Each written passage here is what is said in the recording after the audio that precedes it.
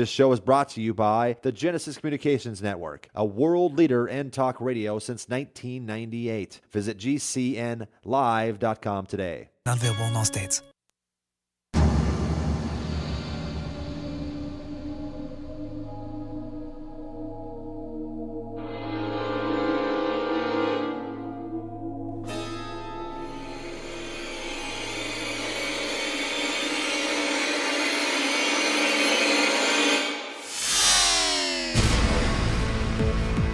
You're in the Paracast, the gold standard of paranormal radio. And now, here's Gene Steinberg. Now, I have to assure you, listeners, that we have nothing to say about the fact that there is a TV show called Once Upon a Time where all the fairy tale characters appear as, 21st century human beings and everything. In that show, they have the 7 dwarves, of course, one of whom is grumpy. And I would not begin to presume to say that Chris O'Brien is meant to play grumpy. But one of our listeners last week suggested you, Chris, were a little bit grumpy these days. What's up with that? I'm surprised that he just noticed. Of course I'm grumpy. I've been grumpy ever since I got involved in this whole subject. I mean, it makes you itch in places you can't find a scratch. And, after 25 years of that, it starts getting old. Well, of course, if you're really flexible, you can scratch anywhere, right? Well, it doesn't work. No Benadryl spray, no calamine lotion seems to be able to help. So I get grumpy. Now, last week, our interview with Kevin Randle was telling in many ways, because it showed to all of us a growing disenchantment with the evidence in the Roswell UFO crash. Now, he's not ready to say, it's a test aircraft or a balloon or something, but a lot of areas where the evidence was supposedly compelling are no longer so compelling. And I really have to wonder what our guest this week, Stanton Friedman, is going to say about that. Should be interesting. It should be very interesting. One of the criticisms some of us have had about Stan, and we like Stan. He's been a dedicated UFO guy for so many years, and he's certainly worked hard. One of the criticisms is that he's reluctant to change his viewpoint in the face of contradictory evidence or negative evidence. So I'm going to ask him about Roswell, also about why he continues apparently to support the Aztec case. He wrote the preface for the latest edition of the Aztec book by Scott and Suzanne Ramsey. A lot of other things. So we're definitely going to get into a wide range of subjects. In any case, we'll get into more of those subjects when Stan joins us on the phone. He doesn't use Skype, I don't think. But, we'll work on that. In the meantime, Chris, I gather that you're making some huge progress in the San Luis Valley Camera Project. Can you tell us more? Yeah, I'm happy to say after, several years, many months, we finally have the new base station location up and running, where the only thing we have to do is get the internet, the port forwarding, get the internet part of the equation dialed in. The camera's up, the heater is operating, the AC unit in the environmental enclosure, both those units are operating properly, and it's now a matter of getting the camera online. We have two separate teams that have been working on the software problems, tweaking the software so that we don't have false positives and we can factor out mundane activity. And it's dialed in for nighttime. It's completed, the software, but we're still getting the bugs out of the daytime aspect of the software. So yeah, it's a big step forward. Finally, our base station camera is up, and within the next week or so, we're looking to get it online and at least get a stock feed up for now, so people can take a look. And then it's onwards and upwards. Next camera will be going up at the Great Sand Dunes Oasis, just outside of the Great Sand Dunes National Park. And then the third camera, there's still some question of where that's going to go. I have a location in the Crestone area, way up off the 2,000 feet off the valley floor. So that might end up being our third location. I do have someone that's very, very interested in helping us and has graciously offered their location, as a camera spot. So, yeah, good news. Finally, the weather broke up there, and people's schedules all finally, coincided so that we could, at least get that first camera, back up and running. This will be our third location for the initial base station camera, but it's full speed ahead. So, good news.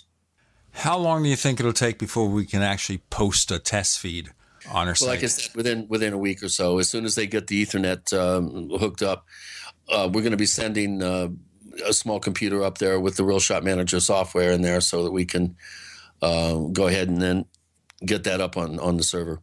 We look forward to it, and we look forward to the possibility it's going to overtax our server. But I have a backup server, and I think after we do the initial test, we'll stick it on there so we don't run into any particular bandwidth problem. It's also supposedly protected against distributed denial of service attacks. Excellent. And all that other stuff that goes on.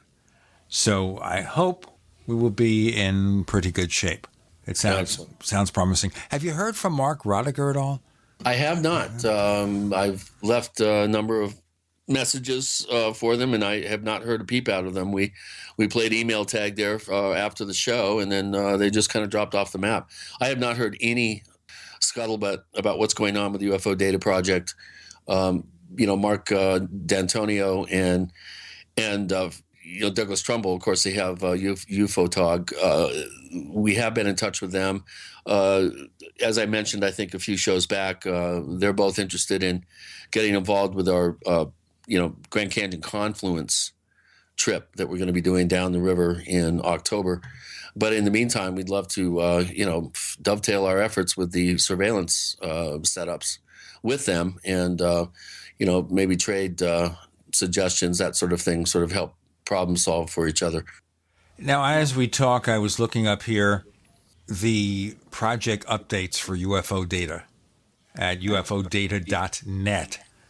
And there was one for 14 January 2016. Oh. There was another one for March 31st. And I think that was the last one. That was the last one. Yeah. So evidently they also received a grant of $5,000 from the Lucius Farish Trust, which is quite fortuitous. But supposedly, according to this, they haven't really begun their fundraising in earnest. So this is not a project that's going to happen real quickly. I'm suspecting, reading this, that they're in very early stages of planning, and you might actually not see much coming from there until next year or so, at least. That's assuming everything goes as planned. Yeah, and I still don't know if they really have a clue of what they're doing. There is a development curve that we've been having to deal with. That's very, very difficult. In order to get the proper tracking software, you really have to either have a connection with the Department of Defense or like Doug Trumbull does, or you have to have a programmer go in and actually, pick apart the code and tweak it so that, you only need a few pixel size object to show up instead of, the size of a body or a car in a parking lot that, the Real Shot Manager software is set up for security purposes. And of course, you're talking 15 pixels or more.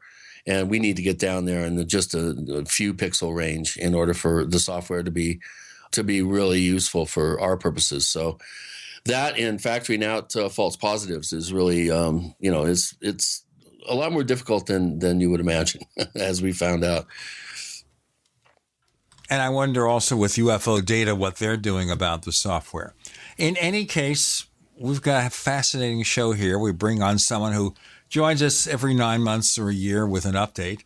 He's the one, the only Stanton T. Friedman, somebody I've known, I guess, since the 1970s, when he first became really prominent. And of course, in the late 70s, he got involved in the Roswell UFO research, which is going to form the basis of some of our early questions. Going to ask him also the radiation question about whether there should have been tests to see if the alleged spacecraft emitted radiation or harmful bacteria. More to come with Gene and Chris. You're in The Paracast. Do you need a website? Well, you can get a great deal on hosting services with Namecheap's legendary coupon code. They're offering substantial hosting discounts on shared hosting, business hosting, VPS hosting, reseller hosting, and even dedicated servers. Namecheap is preferred by millions. It's backed by a money-back guarantee. Use the coupon code LEGENDARY to cash in on the special deal at Namecheap.com, Namecheap.com. First came Attack of the Rockoids, and it was a critically acclaimed success. And now there's The Coming of the Protectors. A former military intelligence man is contacted by a space woman in a dream that turns out to be a nightmare because evil forces on our distant planet are planning to conquer the Earth. This is gripping science fiction of the classic kind. Attack of the Rockoids and The Coming of the Protectors. Find out more at rockoids.com. That's rockoids, ROCKOIDS.com. Are you worried about your mom or dad living alone in their house?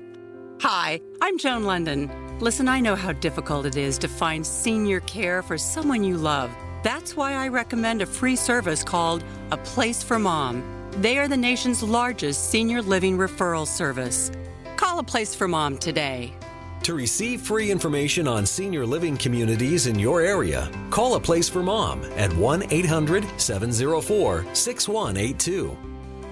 A Place for Mom offers free one-on-one advice from local advisors and a personalized list of senior living communities you can visit. If you have questions about senior care for your mom or dad, there's a place for answers, A Place for Mom. Call A Place for Mom in the next 10 minutes to get your free ebook on financing senior care as well as free information on senior living communities in your area. Call 1-800-704-6182. That's 1-800-704-6182. Water is the single most important thing your body needs, so you want to be sure it's the best for you and your family. Since 2005, thousands have depended on Berkey purified water. The Berkey Guy provides the lowest priced filtration systems in every size. For incredibly delicious water now and in an emergency, get to GoBerkey.com or call 877-886-3653. 877-886-3653. GoBerkey.com. Hi, this is Ron Paul. I'm a former 22-year congressman and Republican presidential candidate. I'm here to tell you about something that just might save your lives. You never know when there will be another Katrina, an economic collapse, or a serious drought. We should all have a little food storage that will carry us through tough times. I'm going to tell you about a great way to do that. A U.S. company named Harvest Right has a kitchen appliance that can help you be prepared. It's a home freeze dryer. With the product, you can preserve the food your family loves. And the best part is the food will last 25 years and still taste great. I've tried it and it's amazing. With a home freeze dryer from Harvest Right, you can literally freeze dry anything you eat, even things like ice cream.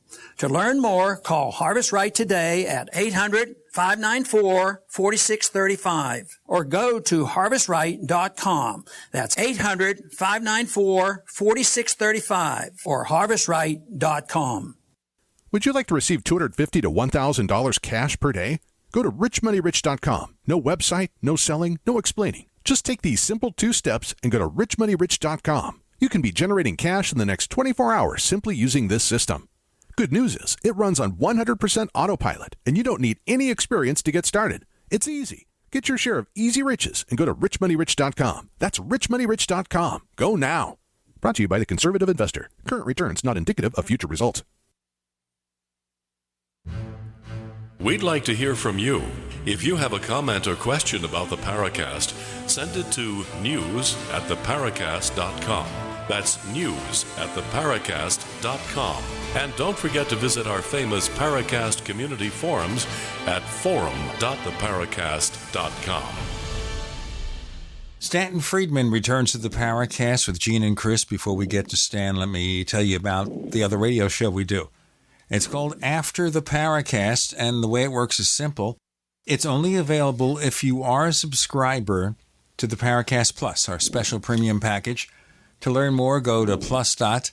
theparacast.com plus .theparacast.com. We're offering show transcripts. We're starting up with videos. We have classic Paracast episodes coming up like any day now. I just need a little extra time to do it, and then we'll get it done. But let's get to our special guests today. Stan, welcome back to the Paracast. Delighted to be on again from beautiful downtown Fredericton, New Brunswick. Got to put in a plug there. The Chamber of Commerce is sending you a spiff, right? Well, yes. Remember, they'd even named a day after me here in Fredericton several years ago, so I got to say good things about it. Now, is Fredericton already ready for the onslaught of American expatriates if Donald Trump's elected president? Well, you couldn't find a nicer place to settle. That is a bit of a problem. I don't find many people supporting him here, but that's no surprise, I guess. Canadians are known to be sensible. Okay. There's also another Fredericton, by the way, in New South Wales. So they really want to go far. Probably named after the same King of England. There's Fredericksburg down in Virginia, as a matter of fact. Well, this way, if they don't want to go to Canada because it's too close, they can go to the other side of the world. Well, yeah. Yeah, I've never seen I'm an old guy, and I've never seen an election campaign like this one. And people say we shouldn't be talking about politics on the Paracast, but you talk about politics whenever you talk about UFOs and disclosure and things like that. So let's get that out of the way. I assume, Stan, you've been monitoring the quotes from Hillary Clinton. Well, I've been paying attention to that. There's nothing really new there, except that the press has treated it almost decently. It's hard to believe, but none of the weak wink stuff that you might have expected. What about that first comment she made several months back, right when this whole thing kind of grew new legs, shall we say, when she mentioned Area 54 in New Mexico? Did you recall that particular? No, I don't remember. Yeah, Area 54 and Area 54 in New Mexico. Boy. She's going to look into it. Yeah, you sure somebody wasn't misquoting her? I don't think so. Well, I can't tell you one way or another, but you know, the funny thing is she's always been pretty darn careful to throw in that if national security doesn't get in the way. She hasn't said we need to release everything and I'm going to do it if I get elected. She's always been cautious about that, and having been Secretary of State and obviously had a security clearance for that position, she's got good sense about such things. Well, the issue, of course, being that she's also a lawyer. But I'm just assuming with the thing about Area 54, she misspoke. That's all.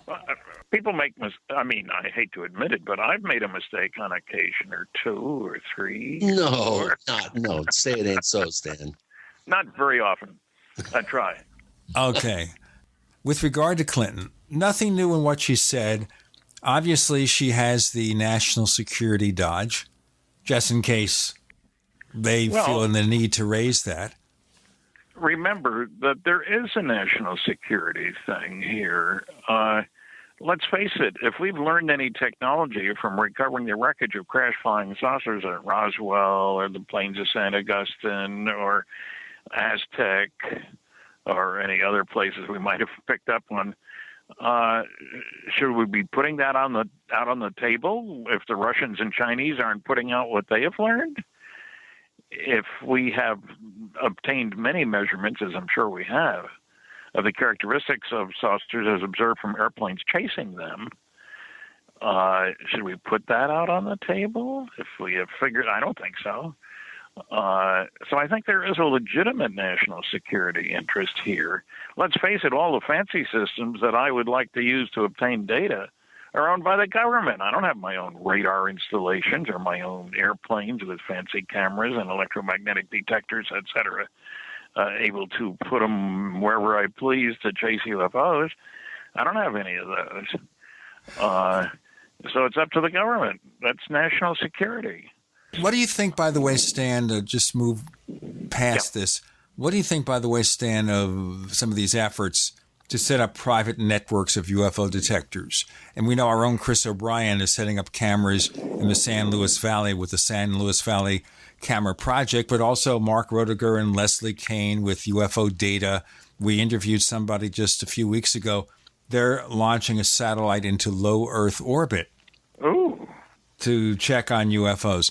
Do you think the technology is advanced enough for private people to do this?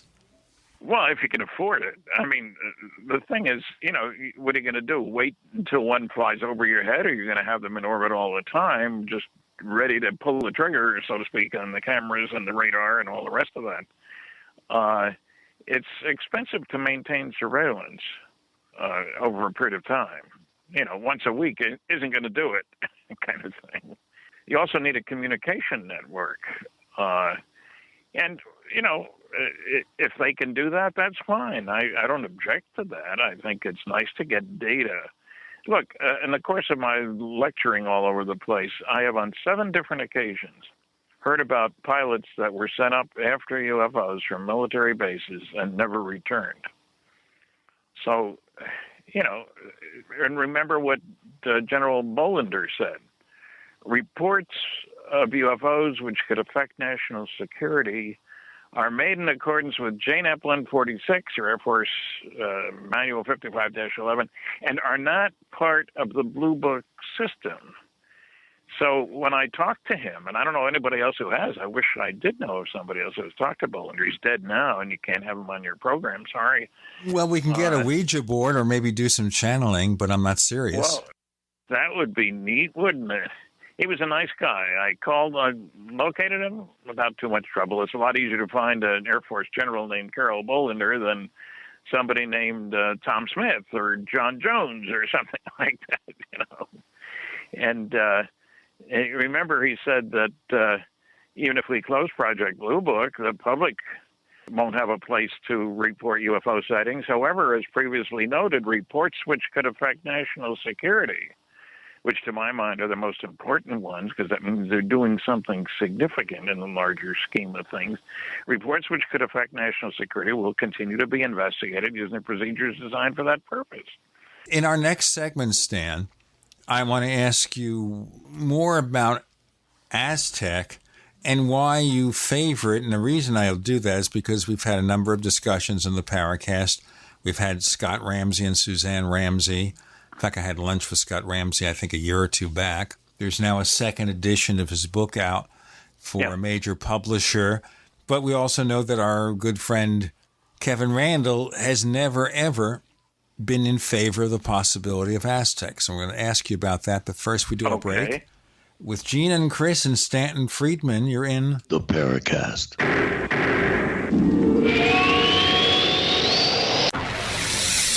You are listening to GCN. Visit GCNlive.com today. This is Rick Ossick, president of Famous Footwear. Our company is working together with the March of Dimes through March for Babies to raise money and awareness about the serious problem of premature birth in the U.S. As a business leader, I know that babies born very sick or too soon cost businesses billions of dollars each year, in addition to the emotional stress on employees and their families. That's why Famous Footwear is committed to raising funds to improve the health of moms and babies everywhere. Won't you please join us in the March for Babies? Start a team today at marchforbabies.org. Vaping enthusiasts, head to VaporPalace.com. Choose from over 150 flavors and a selection of exclusive private stock vapor liquid you won't find anywhere else. New flavors are added every month, and our customer service is unbeatable. VaporPalace.com offers 15% off all vapor liquid on Fridays and get 10% off every order with coupon code VAPOR10 at checkout. Combine the codes on Fridays for 25% off. The ultimate destination for the vaping enthusiast. VaporPalace.com. Dangerous blood clot device alert. If you or a loved one had an IVC filter placed to prevent blood clots from traveling to your heart or lungs and suffered an injury, you may be entitled to substantial financial compensation. The FDA warns that IVC filters may cause serious complications, such as heart or lung damage, internal bleeding, and even death. These dangerous blood clot devices can break, and the metal fragments can travel to your heart or lungs, causing serious injuries. If you or a loved loved one suffered organ damage or other injuries from an IVC filter, you may be entitled to substantial financial compensation. Act now. Time is limited to file a claim. For a free consultation and free information, call Injury Help Desk at 800-478-1507. 800-478-1507. 800-478-1507. This is an advertisement. Paid non-attorney spokesperson. InjuryHelpDesk.com is responsible for this advertisement. Principal office, Las Vegas, Nevada. All right, listen up, because this is the most important thing you're going to hear all day. What if I said you could make money flipping houses without any cash, credit, or manual labor? And what if I said you could do it part-time from the comfort of your home? Sound unflippin' believable? Hi, I'm Preston Neely, and I'm going to prove it by sending you a free copy of my smash hit-selling book, How to Get Rich in Real Estate. It sells online for $19.95, but I'm giving away free copies this week. To get one before they're gone, call 1-800-959-9582. I used to be so broke, I had my electricity shut off 9 times, but I figured out a simple way to make money flipping houses without even breaking a sweat. Now I'm living the good life, and so should you. Listen, if you're sick and tired of stressing about money, this book could change your life. Hands down, it's the fastest, easiest way to get started in real estate. Let me prove it. Call right now to find out how to get your free book. When they're gone, they're gone. Call 1-800-959-9582. 1-800-959-9582. Hi, Peter Vaccaro for ParanormalDate.com. Are you looking for love in all the wrong places? Now you have a chance to change that by signing up for free at ParanormalDate.com. This incredible dating site puts people of like minds together. People who are interested in the strange, the unusual, mysteries, ghosts, UFOs, and the afterlife, and so much more. ParanormalDate.com was developed for you, people seeking a viable alternative to the other dating services. You can join for free by going to ParanormalDate.com, and if you decide you like it and want to connect with people, use the code GEORGE for a substantial discount. Mark Rawlings, president of ParanormalDate.com, says so many people hunger to share their experiences about the paranormal, the unexplainable, or the afterlife, and so much more, and this is the source for them to meet and share that common interest. So sign up for free at ParanormalDate.com, ParanormalDate.com, and use the code GEORGE if you decide to connect with someone you like.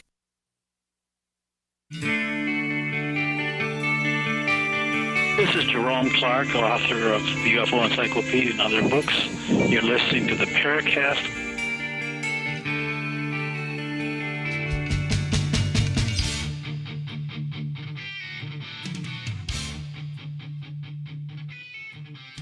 We return with Stanton Friedman on the Paracast with Gene and Chris. So I want to bring up Aztec. You wrote the preface for Scott's book. Yes. So you accept there's something to it, but... Very much so. Okay, now I read the first book. I read some of the second book. I don't really see where the differences are yet. I don't know, because a lot of the sources he's talking to are really second, third hand, and Kevin Randall doesn't believe a word of it.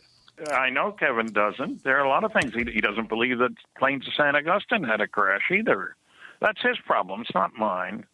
You remember, Kevin is primarily a writer of fiction, more than 80 books to his credit, and I respect that because I haven't written any fiction, so he's way ahead of me. But and I don't expect I'm going to catch up because I have no intention of trying to write fiction. I believe have facts in hand before putting computer in gear. And I don't think Kevin has done his homework about Aztec. And I must admit that Scott and Suzanne had a big advantage in the sense that Suzanne's family was living in that part of New Mexico. So it was a lot easier for them to travel and stay someplace, and get people to contact them and all that sort of thing. That's a big help because it's a big effort. Remember, they also found a whole host of papers that nobody else had ever found at an archive. And so I admit there's a lot of obscurity connected with Aztec because that reporter was, how shall we put it, evilly motivated when he didn't get a shot at the story from the guys who were doing the original research. That's Khan, who wrote the rebuttal to Aztec. I was about to have a further discussion with Stan, and then he disappeared because you heard a busy signal on the line? Suddenly you're not there, and there's a busy signal on the line. What can I say? They don't like us talking about Aztec. They don't like us talking about Aztec. Okay, so the guy was what, J.P. Kahn, who wrote an article, I guess, for True Magazine or somewhere. True Magazine, yes. Right, where he disputed all the facts about Aztec. Now, the contention made by the Ramseys is that he was what? Deprived of access to the original story, so he was jealous? Yeah, he wanted the right to tell them a story, and they weren't, not the Ramseys, but the original people weren't giving him what he wanted. So he turned around and attacked. Mad dog sort of situation. You can't take the human element out of ufology. All too often, it's the major element. And you can get by with all kinds of sleazy things in ufology because, there aren't any watchdogs, if you will. I can't help that. And it's a little late, and I think Scott and Suzanne's work stands on its own. And I think they have done one heck of a job, and I don't think Kevin has really read the book to be careful about it. And, there's one major problem, though, at least for me, and that is we can find no reference to the case prior to Frank Scully's book. So what does that mean? Well, I mean, you would think something occurring like that in a small town, you would have some sort of sources that you could produce that predate the first, public knowledge or public, portrayal of the case as being real. Absence is not evidence for absence, one of my favorite sayings. Yeah, well, with Roswell, of course, we've got tons of evidence that something actually did occur. With Aztec, it appears out of nowhere. I can't help it. It was ignored for a long time. There was a lot of, how shall I put this, disinformation put out. People were claimed to have been shown to be fraudsters, and there was all that stuff in Colorado and all that stuff. I'm saying let's look at the data that's been turned up by the Ramseys. And I have yet to find any reason to discount anything that Scott and Suzanne have written. Okay, if we're looking at Aztec just very briefly, and I want to get to Roswell and other things, looking at Aztec very briefly, what do you think are the cornerstones of this case?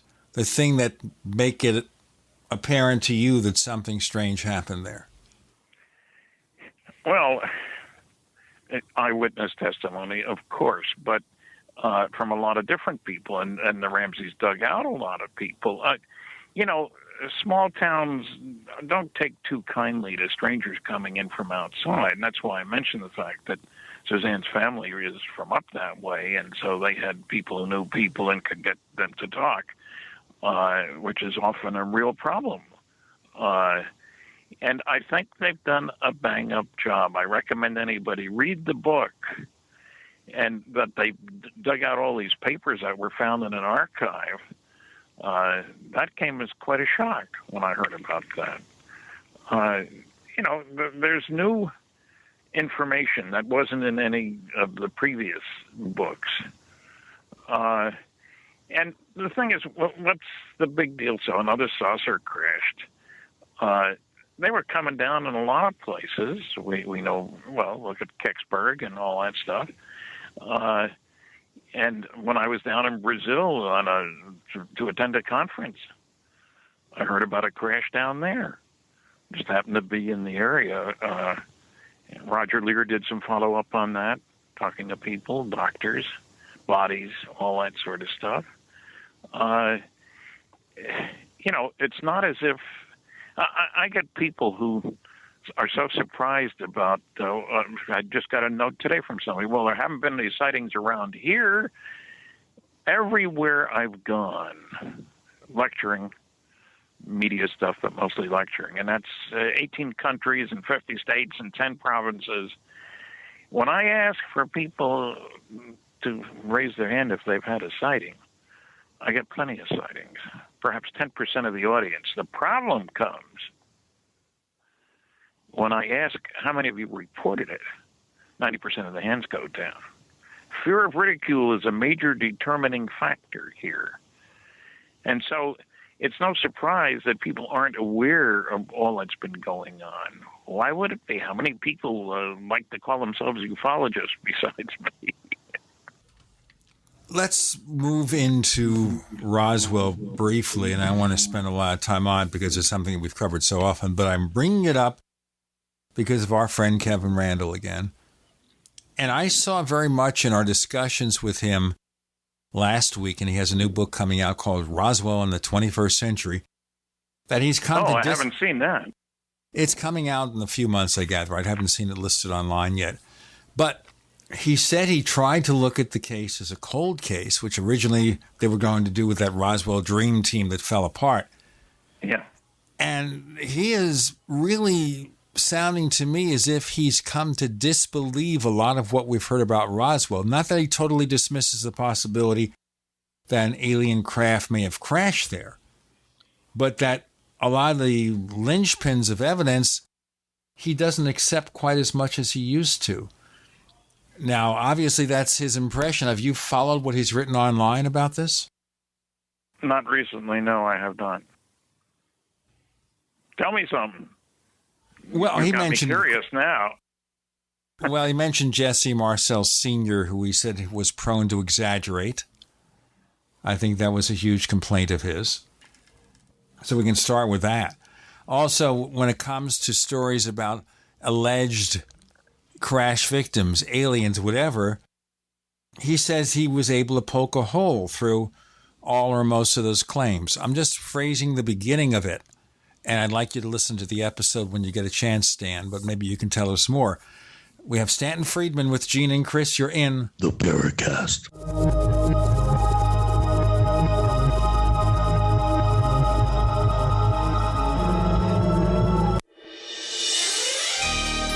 Thank you for listening to GCN. Be sure to visit GCNlive.com today.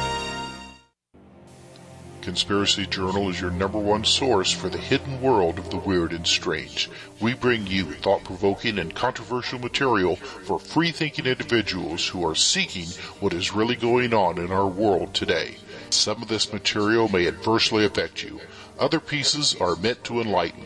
Either way, be prepared to be intrigued by such things as the reality of UFOs, ghosts, strange creatures from time and space, hidden conspiracies, time travel, Nikola Tesla, suppressed technology, and a whole lot more.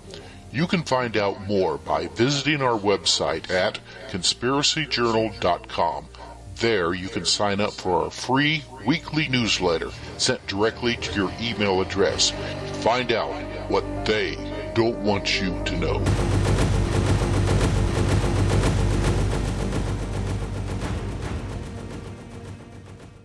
Are your Google search results killing you? Unflattering content in blogs, news articles, online reviews, social media, or other sources can jeopardize your reputation, your business, and your livelihood. Let Reputation.com help. Our patented technology will make the truth about you more visible while pushing down unwanted negative content. Improve your Google search results. Call Reputation.com at 1-800-831-0771 for a free consultation. That's 800-831-0771. There's nothing more enticing and intoxicating than the finest meat cooking on an open flame. Freeze-dried meat from newharvest.com is U.S. grown, 100% all-natural with no extra fillers. Just grass-fed beef and free-range chicken guaranteed to stay fresh and delicious. Add New Harvest freeze-dried meats to your current food storage. You'll buy direct from the factory, not a third party, ensuring the best price and the highest quality. See all our products at newharvestfoods.com. That's newharvestfoods.com. This is Dan Pilla. Do you owe the IRS money you can't pay? Are tax debts crippling you? I've defended people from the IRS for over 30 years. I've helped thousands, and I can help you too. I wrote the book on IRS settlement, and I'm telling you, there's no such thing as a hopeless case. Call 800-34-NO-TAX to finally get free of IRS debt. With the IRS's new programs, there's never been a better time to solve your problem. Call 800-34-NO-TAX. That's 800-34-NO-TAX, or my website, danpilla.com. This is a healthcare alert from the Pain Relief Hotline. If you, a family member, or a loved one suffers from knee, back, shoulder, or ankle pain and have Medicare as your primary insurance, we've got great news. You don't have to suffer any longer. You can immediately qualify for a pain-relieving brace at little or no cost to you by calling our 24/7 Pain Relief Hotline at 866-389-0620. Delivery is free and all paperwork is handled for you. If you are on Medicare and have knee, back, shoulder, or ankle pain, don't wait. You can qualify to immediately receive a pain-relieving brace at little or no cost by calling our 24/7 Pain Hotline now at 866-389-0620. Our representatives are standing by 24/7 to take your call and rush you your pain-relieving brace at little or no cost to you. Shipping is free and all paperwork is handled for you. Just call 866-389-0620. That's 866-389-0620. Again, 866-389-0620. We all have heard about the benefits of fish oils, but what about the presence of heavy metals, PCBs, dioxins, furans, and other contaminants found in fatty tissues of fish? GCNteam.com recognizes this risk and offers IFOS certified tested omega-3 fatty acids. EPA, DHA insist on IFOS omega-3 fatty acid certification. Get the best at GCNteam.com or call 877-878-4203.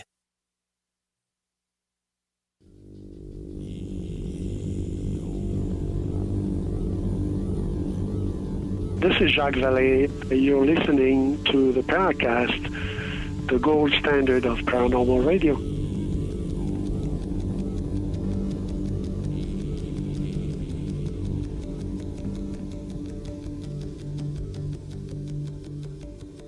So are there new questions about Roswell or what? Stan, are there elements about Roswell that you over the years have come to find less credible? Oh, that's a difficult question. There's so much stuff that's been published out there.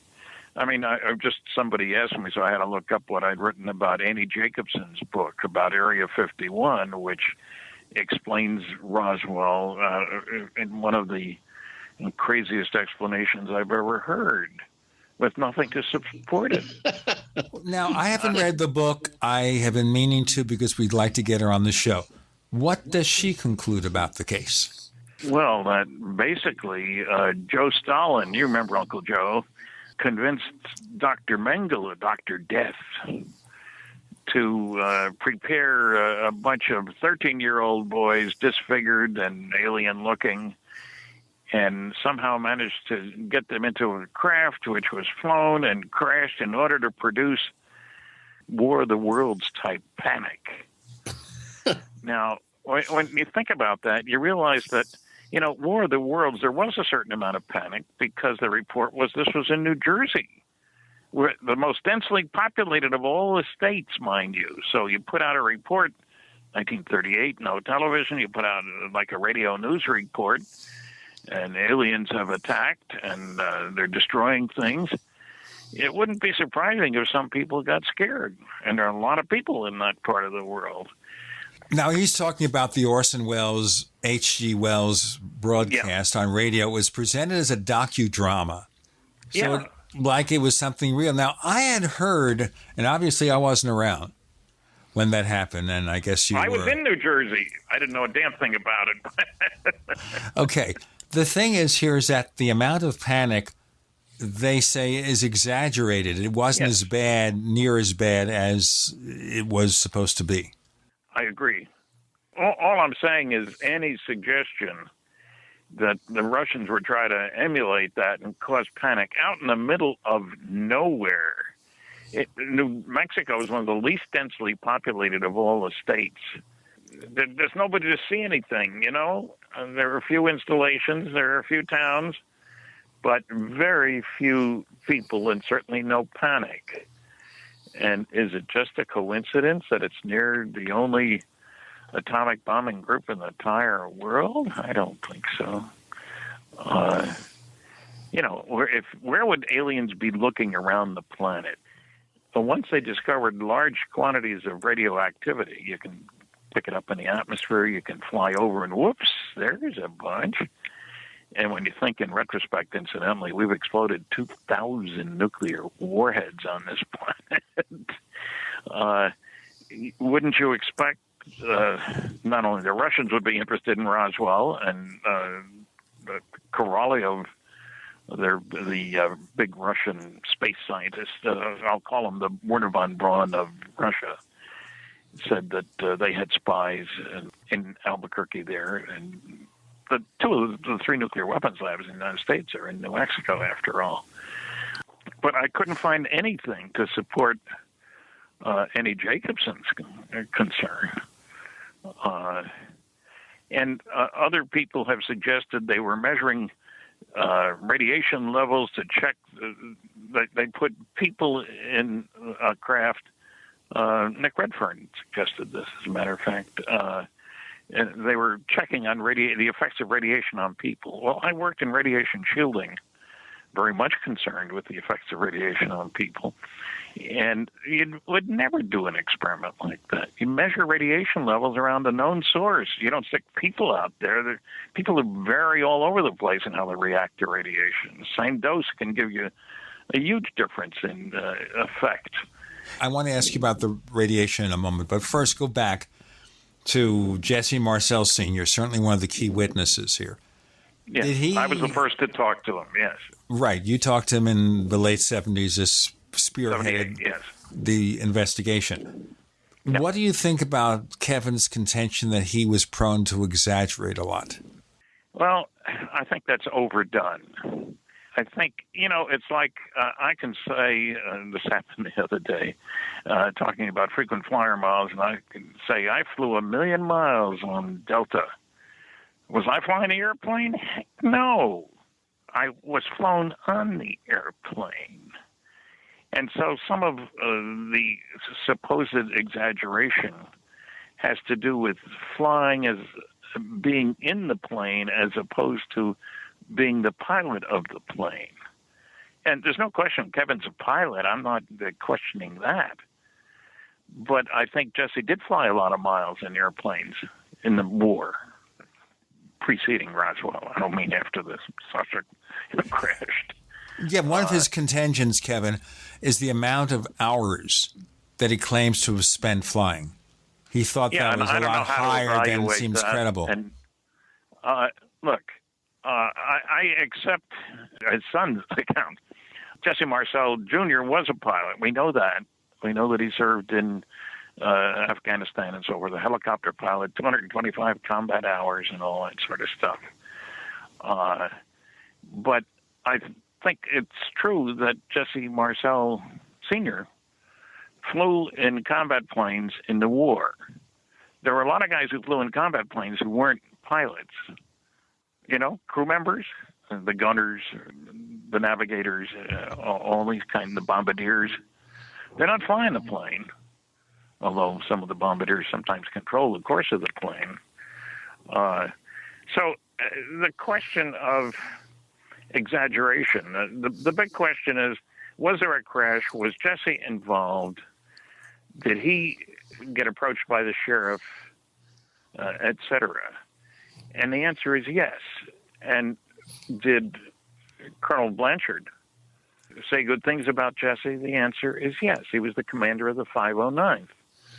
And, who was it? I can't remember who it was. Joe Nickel. When he talks about Roswell, and I've been on the other end of a conversation where somebody was interviewing us both at the same time in different places, where he neglects to mention that the 509th was the most elite military group in the world. That's a very important consideration here. He's weren't a bunch of GIs sitting around with nothing better to do than make up crazy stories. And Jesse was, there's no question that he was the intelligence officer. The yearbook says that. Not just Jesse. And he never bragged about being a pilot to me, frankly, when we talked about this. I was in his home. He's in my movie, UFOs Are Real. I first heard about him because the station manager at a television station in Baton Rouge, Louisiana, told me about him out of the blue because a reporter was supposed to interview me, the third one. I'd done 2 interviews. The third one was nowhere to be found. And this is before everybody had a cell phone. I still don't have one. And so the station manager's giving me coffee, and out of the blue mentions the guy you ought to talk to is Jesse Marcel. Who's he? He handled wreckage of one of those saucers you're interested in when he was in the military. What? What do you know about him? Well, he lives over in Houma. The trouble is I didn't know where Houma was. I mean, it was in Louisiana, but and he's a real good guy. We're ham radio buddies. Now, I found out later by checking that Jesse hadn't told the guy anything. He had seen the article in the, it's a fancy name for a newspaper in New Orleans. And back at that time, some people may be old enough to remember this, if you talked about GIs, you gave their hometowns. And so that's how he found out about it. And this is a couple of years later when I talked to this guy again, Bill Allen. I said, what did he tell you? He didn't tell me anything. He said, I can't talk about that. Now, when I talked to Jesse in 1978, first time, things were a bit different in terms of, many of the key people were dead. Blanchard was dead, certainly. General Ramey was dead. But remember, I was the one who dug out then Colonel, later General Thomas Jefferson Dubose. He was the one with Ramey in the famous picture of them in the office with the supposed wreckage. I figured maybe the guy's alive. I knew a bunch of other guys weren't, so let's go look for him. And I found him, talked to him in person, filmed him. He's in my movie Recollections of Roswell that the Fund for UFO Research put together. We have a bunch more questions to ask Stan about this, and then we'll move on to other subjects, more recent stuff about disclosure, and a lot more. We have Stanton T. Friedman joining us on the show this week. You're on with Gene and with Chris. You're in the Paracast.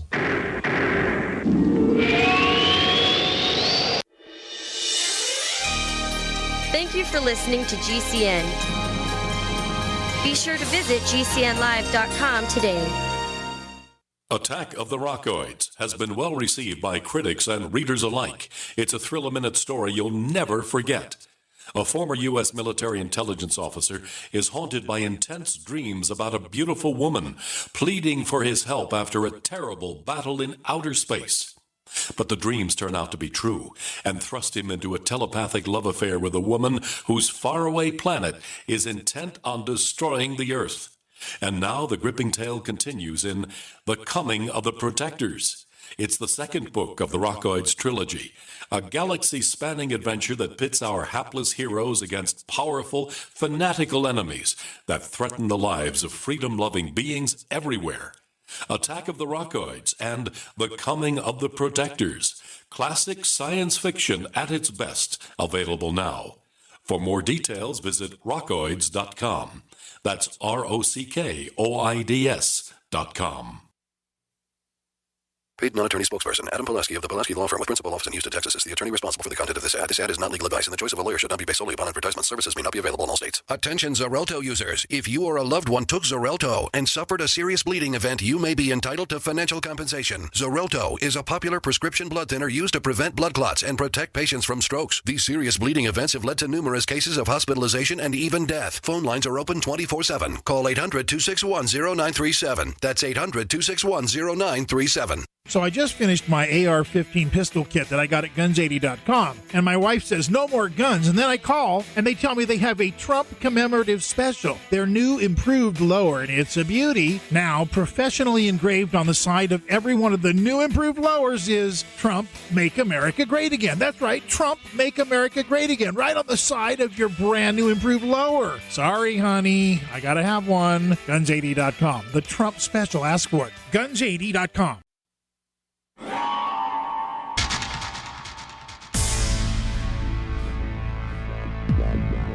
Welcome back to the Paracast, the gold standard of paranormal radio.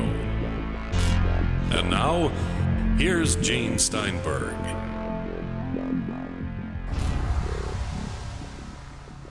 Okay, with Gene and Chris in the Paracast, as you know, we have a place in our forums at forum.theparacast.com called The Question Bank.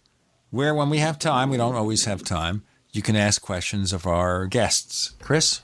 Well, we have a question for you. We were talking about, just the concept of these mysterious craft crashing. And this question, Stan, comes from Greer's Meeting Planner. That's what he calls himself, from Sydney, Australia. He's been a member of the forum for almost a year. And he's wondering, given the advanced nature of a technology that could achieve interstellar travel, how likely do you think that it would fail upon arrival at Earth? Even our primitive flying Earth technology has redundant systems, and crashes are 1 in a million events. Surely the prospect of advanced systems failing so completely is preposterous. And then he wondering about you were mentioning the radar explanation being used to describe the reason for the crash. Let me correct the first impression here. I have not the slightest reason at all to think that what crashed came here directly, being flown, if you will, from another solar system. I think we got motherships here. Remember that case out west? Triangulation by a civil engineer showed the thing was between 0.6 and 1.2 miles long. Loads of little Earth excursion modules on board. And we have in our own Navy, we have a direct analogy of that.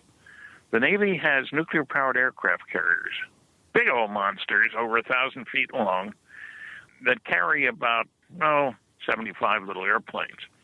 The carrier can operate for 18 years without refueling. And as far as I know, has never been observed to fly. Little airplanes can operate for, an hour, 2 hours, and they never operate on the water. They fly, just as the carrier never operates in the air. So we have a separate question, in other words. We cannot presume to give you a database, look at Ted Phillips' data on physical trace cases. He's collected like 5,000 of them from 80 countries. And all of these things are under 100 feet in diameter. Not 600, they're under 100 feet in diameter. And people have observed several objects coming out of a huge mothership, if you'll pardon the expression. So it is incorrect to assume that what crashed at Roswell or Kecksburg or any place else was an interstellar propulsion, it had an interstellar propulsion system, just as the airplanes on board the aircraft carrier don't have the capability of carrying a bunch of little airplanes and of steaming full tilt for 18 years, which is quite remarkable, frankly, if you're a ship captain. So that objection does not hold water. It's based on a false assumption. Let me ask you here, when this thing crashed, did they have people coming over and taking radiation readings to make sure there were no harmful amounts of radiation? What about checking for alien microbes and possible situations We have no like that? idea. Nobody has ever published the results of the analysis of the wreckage, and I doubt if they were looking for microbes. That makes no sense to me that would be your first concern. I think, look, Colonel Blanchard told Jesse to take with him the counterintelligence corps guy, Sheridan Cabot. Why? Because he was worried that these were spies from some other country.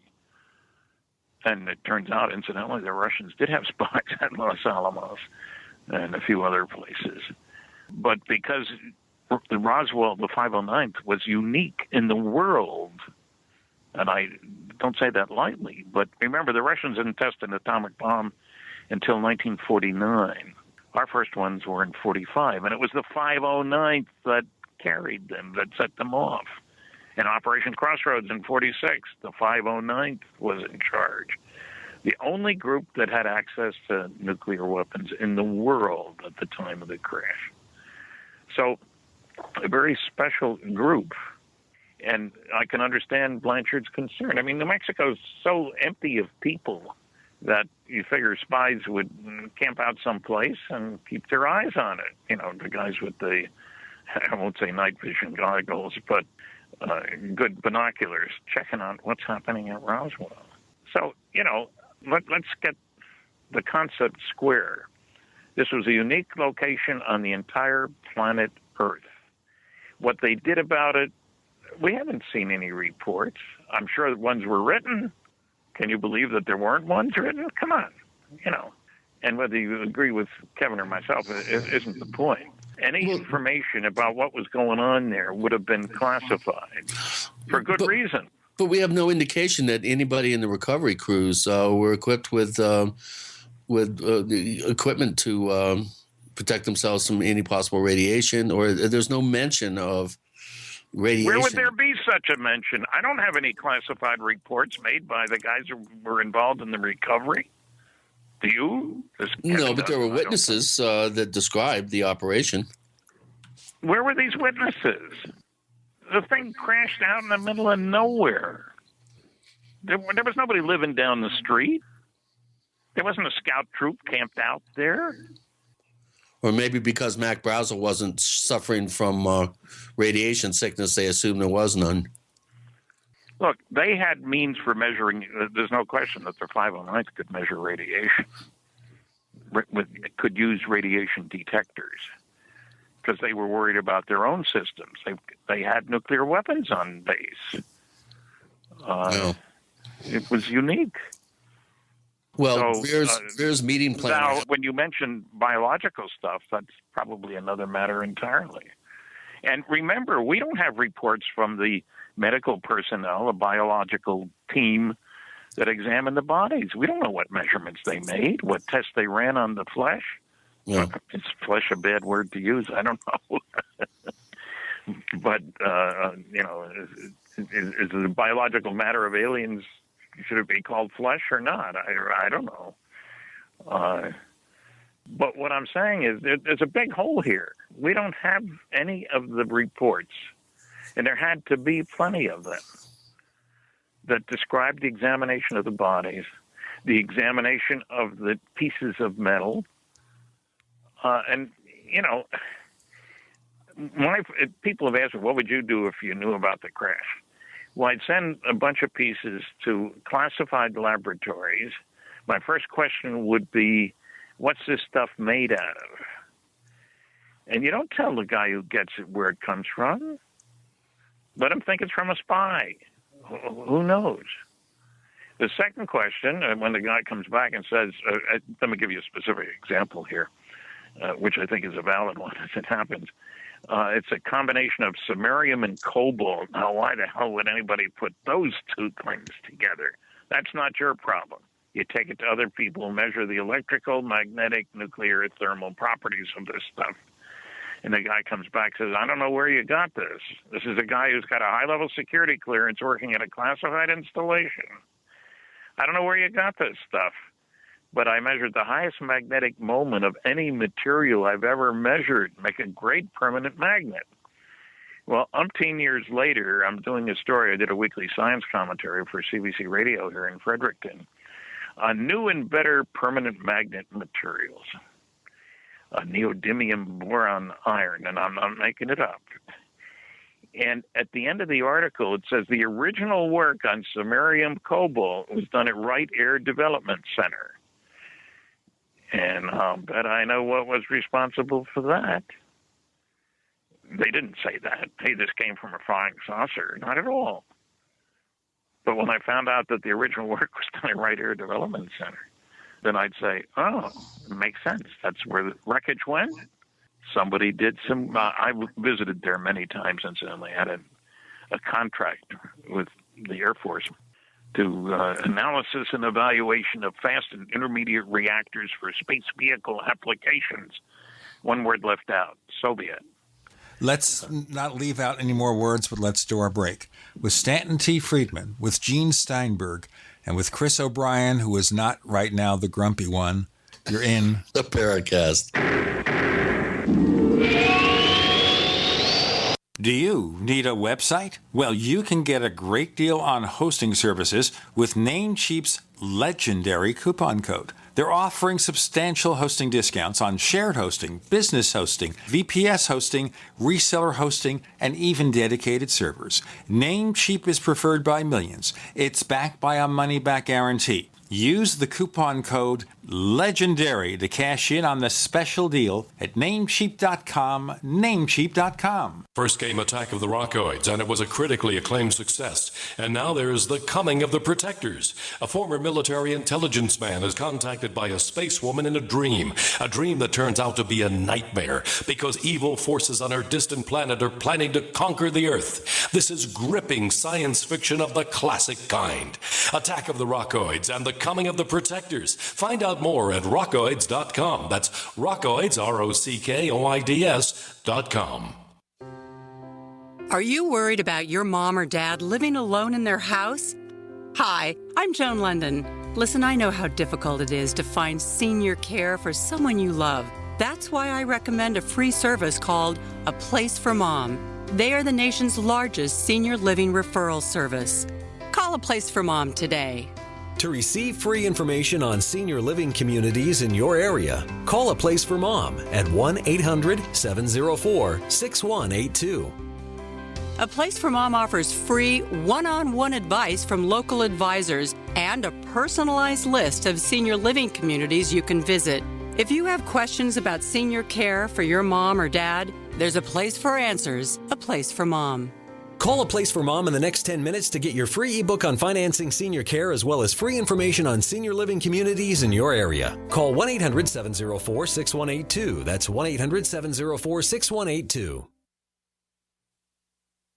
Are your Google search results killing you? Unflattering content in blogs, news articles, online reviews, social media, or other sources can jeopardize your reputation, your business, and your livelihood. Let Reputation.com help. Our patented technology will make the truth about you more visible while pushing down unwanted negative content. Improve your Google search results. Call Reputation.com at 1-800-831-0771 for a free consultation. That's 800-831-0771. My computer is so slow, it's making me crazy. I used to have that problem. Did you quit using a computer or did you buy a new one? No, I called Geeks On Site. They made an appointment to visit my home and showed up the same day. You mean they didn't ask you to bring your computer to a shop? That's what happened when I called a support company. Geeks On Site can go to your home or business or even repair your computer online. They have 24/7 emergency service. If you are having problems with your PC or Mac, call Geeks On Site, 1-800-591-1682. Our friendly certified computer repair experts are available 24/7. Call now for a free diagnosis, 1-800-591-1682.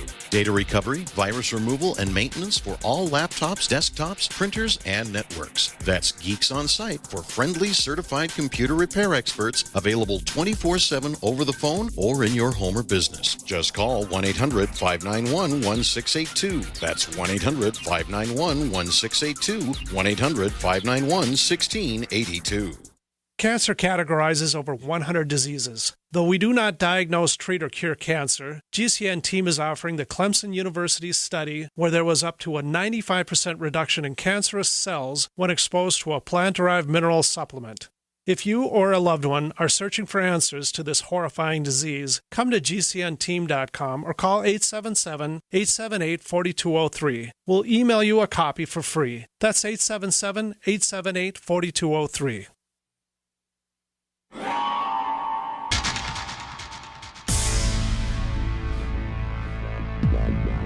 Welcome back to the Paracast, the gold standard of paranormal radio. And now, here's Gene Steinberg.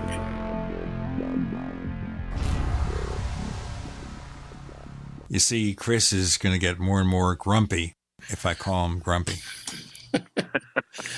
Well, here's a follow-up question from, and I love this name, Greer's Meeting Planner.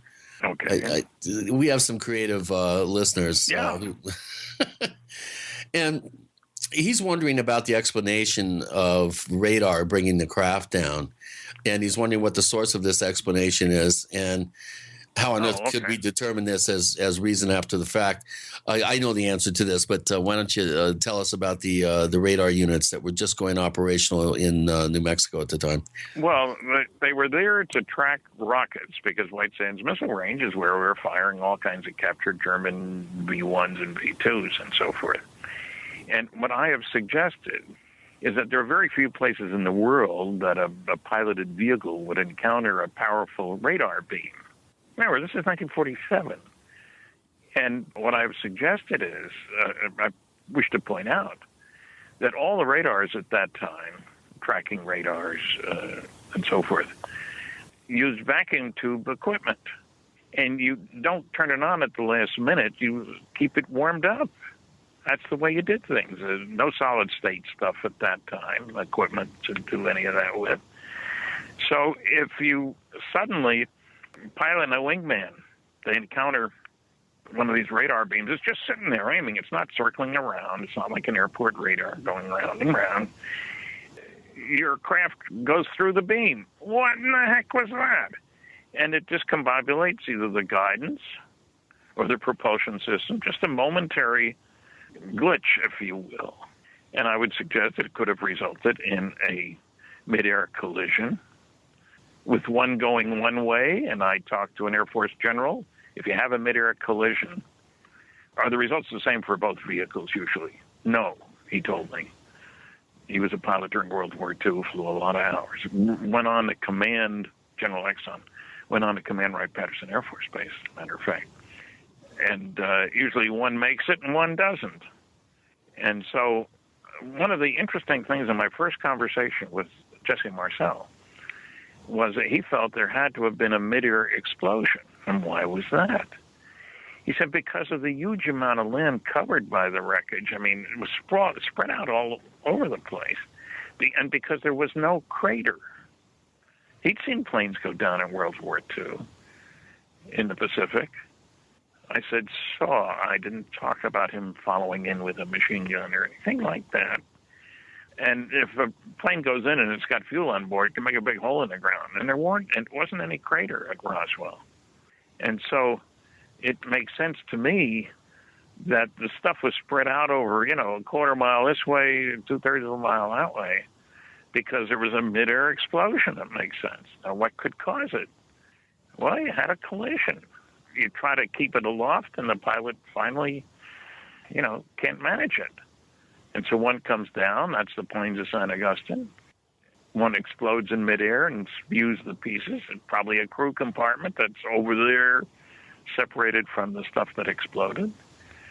I mention that only because we know that there was a launch of a rocket scheduled and that the radar would have been on.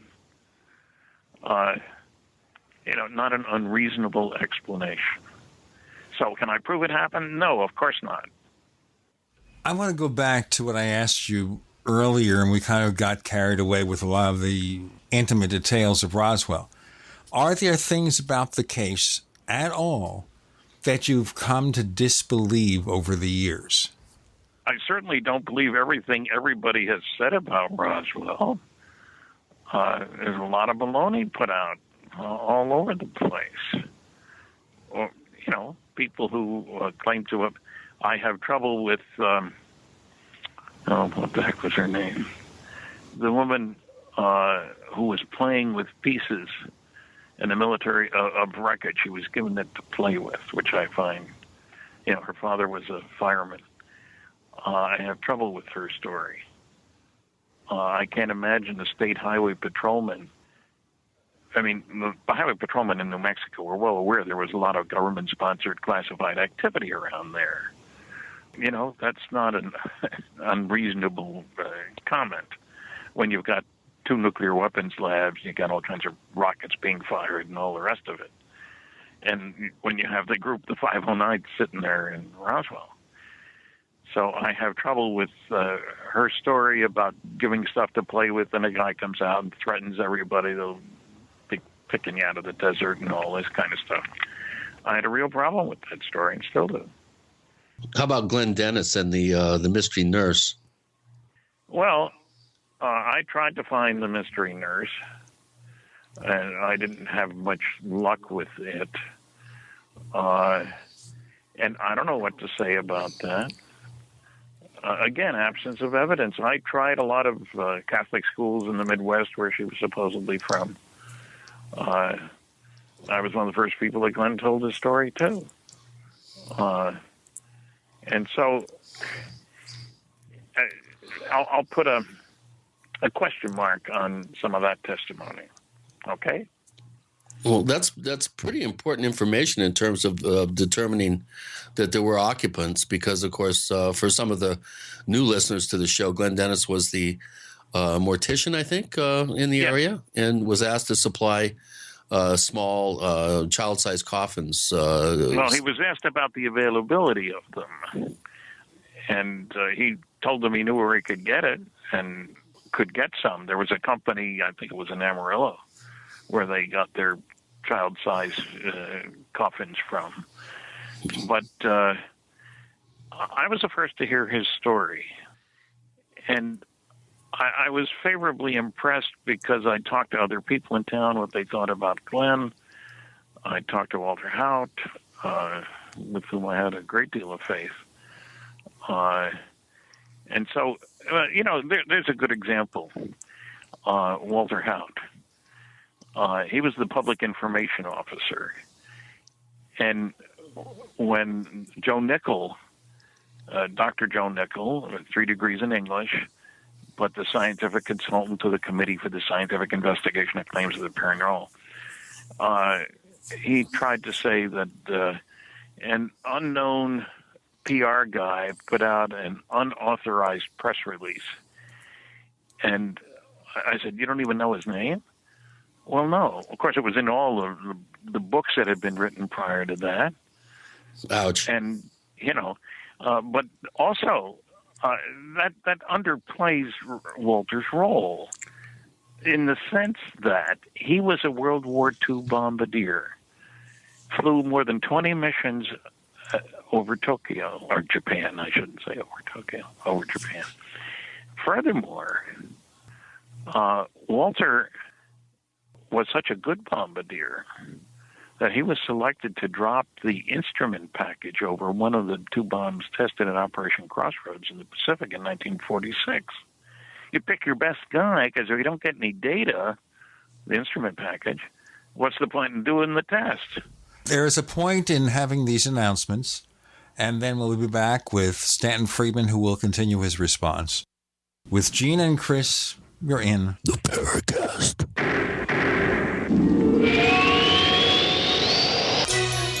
Thank you for listening to GCN.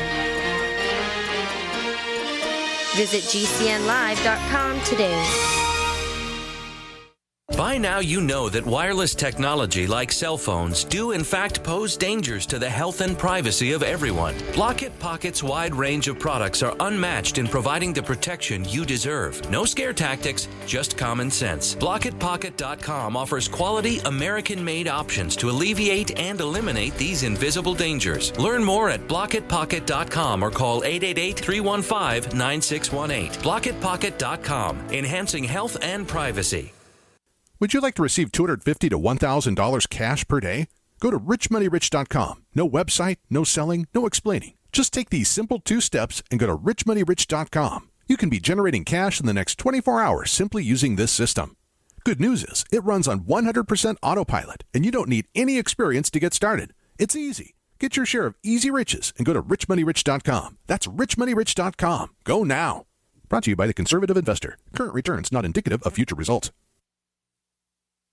Dangerous blood clot device alert. If you or a loved one had an IVC filter placed to prevent blood clots from traveling to your heart or lungs and suffered an injury, you may be entitled to substantial financial compensation. The FDA warns that IVC filters may cause serious complications, such as heart or lung damage, internal bleeding, and even death. These dangerous blood clot devices can break, and the metal fragments can travel to your heart or lungs, causing serious injuries. If you or a loved one suffered organ damage or other injuries from an IVC filter, you may be entitled to substantial financial compensation. Act now. Time is limited to file a claim. For a free consultation and free information, call Injury Help Desk at 800-478-1507. 800-478-1507. 800-478-1507. This is an advertisement. Paid non-attorney spokesperson. InjuryHelpDesk.com is responsible for this advertisement. Principal office, Las Vegas, Nevada. Hi, I'm 54 years of age, and at Christmas time last year, a resident I take care of at work accidentally rolled over my right foot with his motorized scooter. I was backed into a corner, and he put it in reverse and did it again. The bones in my foot weren't actually broken, but damage was done. The remedy was to just let the foot heal on its own, and this was expected to take many weeks. As a caregiver, I do a lot of walking, and I was sort of okay when I was in motion. It's when I stopped to rest that I really felt the pain.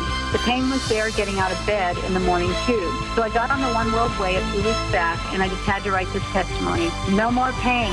Nothing. I can only attribute this to the One World Way since I haven't introduced anything else into my life. This product is a true godsend. It gives me energy and did whatever magic this stuff does to heal my poor foot. I will take One World Way for life. Sincerely, Holly. Call 888-988-3325 or visit oneworldway.com. That's oneworldwhey.com. Did you know a dirty CPAP system can make you sick? If you knew what could be growing in your mask and hose, you might not sleep so well. But now, SoClean.com has released the world's first and only automated CPAP cleaner and sanitizer. It kills 99.9% of all CPAP germs, and it's completely hands-free. For a limited time, you can try SoClean risk-free for 30 days. Just call 1-800-900-0684.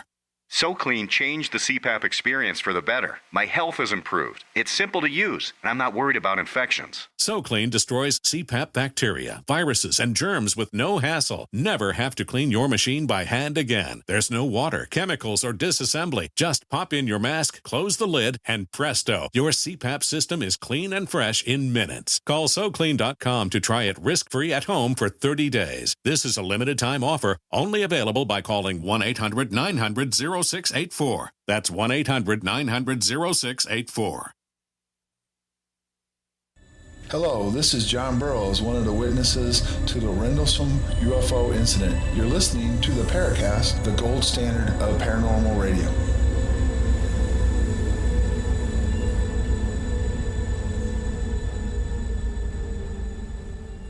We have Stanton Friedman joining Gene and Chris in the Paracast this week, and we started in on Roswell, kind of giving an update from Stan because of the skeptical comments that we heard from Kevin Randall last week. Stan, you want to continue your response from the last segment, or should we move on? Well, let me just comment that anybody who's going to talk about what happened at Roswell in terms of recovery and so forth, and doesn't mention that it was the most elite military group in the world. And I've had people say, oh, Colonel Blanchard was a loose cannon. Sure, he got promoted to 4-star general several steps along the way, and was vice chief of staff of the Air Force when he died of a massive heart attack. Now, you don't get those promotions, and that job, and at one time head of operations for a strategic air command where he had thousands of nuclear warheads under his command. This is years later now. We didn't have thousands of nuclear warheads at the time of Roswell. We had a few.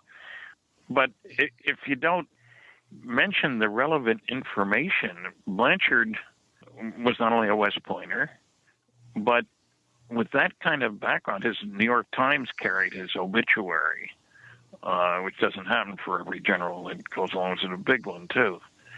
So when you try to minimize the good side of the story, were these people competent? You're darn right they were. And you don't get 4 more promotions from colonel to 4-star general without approval from Congress on each one of them, incidentally. Long and short of it is, after all these years, is there any hope, absent some kind of disclosure from the government, of learning much more about Roswell? Unless somebody turns up and you say absent disclosure, well, maybe somebody kept a report, a document that's sitting in somebody's drawer. Some of the metal might be nice. Well, I was going to say, I'd also like to see a piece of metal that I could have analyzed and stuff like that. But I don't expect that to happen, really. And there's something else going on here, too. The guys involved were World War II veterans. Security was taken very seriously. Loyalty, patriotism, all these things were not dirty words. This was not the Vietnam War that they were in. It was World War II. I often point out that from an alien viewpoint, we're a primitive society whose major activity is tribal warfare, that in World War II, We nice guys managed to kill, there's a dispute. Some people say 50 million of our own kind. Others have said 60 million, but I'll be conservative. Me? Yes, only 50 million people. We destroyed 1,700 cities. There were bombing raids with 500 airplanes dropping bombs over places in Europe. And then after the war, this shocked some people, we exploded 2,000 nuclear warheads, 2,000 plus a few. And people look at me, what do you mean? We didn't explode. Yes, we did. Only 2 were on people, Hiroshima and Nagasaki. But there were a lot of other atom bombs exploded. So anybody coming here would say, holy cow, let's make sure these people don't take their brand of friendship out our way. Well, either that or they were already here and we were putting them in harm's way because we were popping off atomic weapons. Well, I think it would have been the job of the Galactic Federation Security Command. How's that for a nice title? Sounds like science fiction. Certainly, they would be wary of any place where there were nuclear weapons. And one of the things that's changed since I started the noise about Roswell back in 78, which seems forever ago. Yeah, and we can blame it on you. One of the things that's changed drastically is our concept of how many solar systems there are, how many planets there are, what's the chance of there being anybody else out there. Frank Drake, a SETI guy, radio telescopes, etc., at one point said there might be as many as 8,000 planets that could be in our galaxy that could be sending signals to us. Wow! Well, now, thanks to Kepler, the general consensus, and I checked with a couple of astronomers, something on the average of 1 to 1.6 planets per star. Planets per star. Holy cow, the galaxy has a couple of 100 billion stars. But even look at our local neighborhood. Within 100 light years of here, there are approximately 10,000 stars. That means 10,000 planets within a measly 100 years. And you get all kinds of people saying, well, the nearest civilization would have to be 1,000 light years away, or 800 light years away, or 2,000 light years away. My goodness. Look at the star map we're having to do with the Barney Hill case. There you got 2 stars. They're 1/8 of a light year apart, 35 times closer than the sun is to the next star over. So our notion of how many beings, civilizations, bases, call them what you want, there are in the neighborhood, how do you define neighborhood on these kinds of things, has changed drastically thanks to the Kepler satellite. Nobody expected that they were going to find that many planets. And nobody's saying they all have life on them. 1 out of 10, 1 out of 20, 1 out of 50. But let's allow for colonization and migration. I've asked audiences, kind of fun, at the end of my lecture, how many people had your ancestors back 4 generations living here, whatever town I happen to be in? And usually it's a very small number. Colonization, migration. You can't say what the future is by looking just at the past. How many people lived in Las Vegas 100 years ago, 120 years ago? Not many. So things have changed. Our concept of how important we are, that's one of the biggest things that's changed. There's Pat Robertson saying that all the intelligent life in the galaxy is on planet Earth, and all this UFO stuff is the work of the devil. And the world was created in 4004 BC. And I wouldn't even say Pat's entitled to his opinion. I don't think he is if he doesn't know what he's talking about.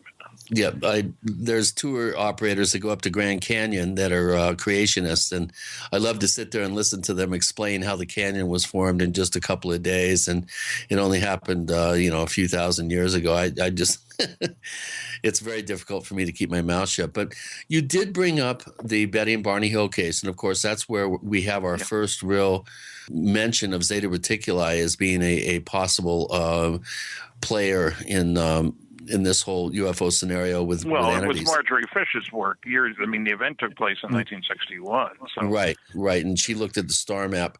Well, Sandinista, who's one of our posters, who comes up with great questions for our guests, where he posts at the question bank at forum.theparacast.com. And he says that recent investigations of Zeta Reticuli indicate that the star is likely to be surrounded by a debris disk rather than a planetary system. He's wondering if you still believe that this is a prime candidate or a prime location for a possible nearby extraterrestrial civilization. Well, it's 39 light years away, so that's that's not the nearest possible one at all. Nobody's saying it is. I still have, how shall I put this? I would put it on my list of probable places, and I knew I was the first to publish about Marjorie Fish's work about the star map. And I was very impressed by the care with which she did her work, her objectivity. As a matter of fact, she'd been a school teacher. And through somebody I knew who knew somebody else, she wound up being a technician at Oak Ridge National Laboratory and worked there for many years. She's a very bright lady, and not just because she was a member of Mensa, but objective, careful. Wow, I was very impressed. So, interesting, exciting, useful, and indicative of, just look at the difference. Two stars 35 times closer to each other than the sun is to the next star over. Wow. And the other star is visible all day from a planet around the other star. Let's get into more about that binary star system in our next segment with Stanton T. Friedman. And Gene and Chris, you're in the Paracast.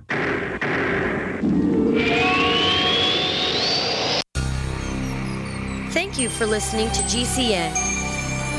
Visit GCNlive.com today.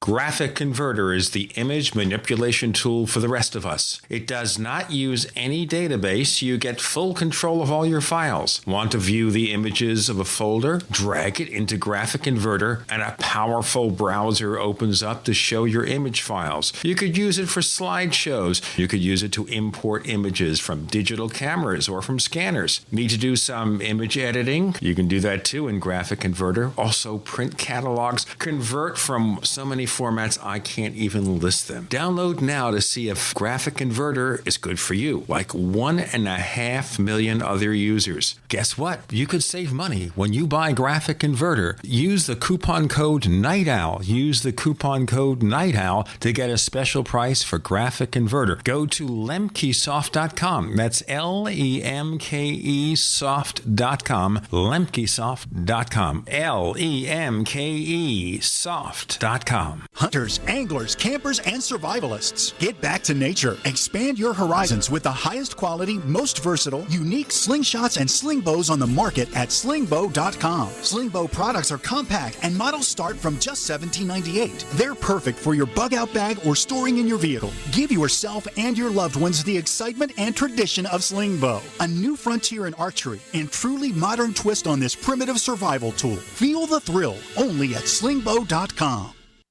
This is an alert. If your business or church is building this year, you're about to pay more than you should. This could mean thousands of dollars more for your office, retail space, church, or warehouse. A General Steel building can save you as much as half the cost and time of similar conventional construction. And we're offering rebates of up to $20,000 to help you build today. Call General Steel for free information that could save you thousands. Call 866-91-STEEL. 866-91-STEEL. 866-91-STEEL.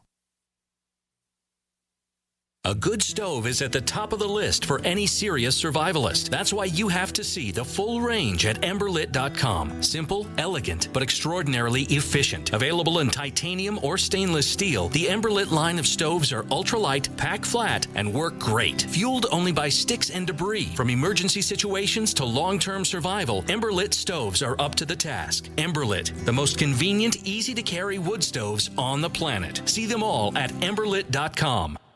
I'm Nick Soboleski, a Select Quote agent with a true story that could save you hundreds of dollars a year.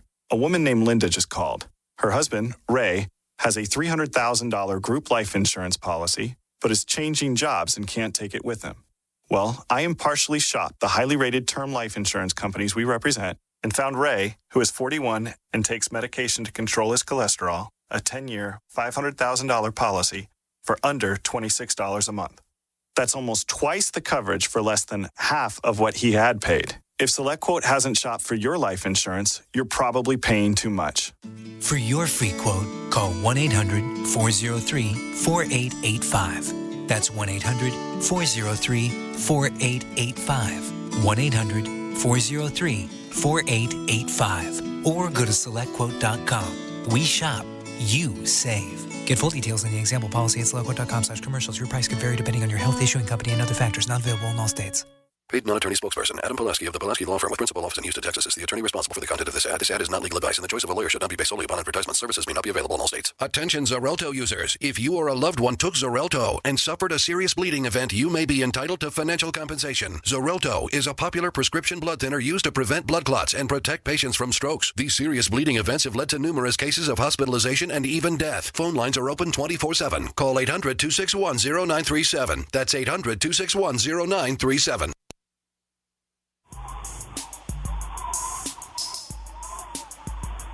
Hey, this is Marie D. Jones, the author of This Book is from the Future, and you are listening to the Paracast, the gold standard of paranormal radio.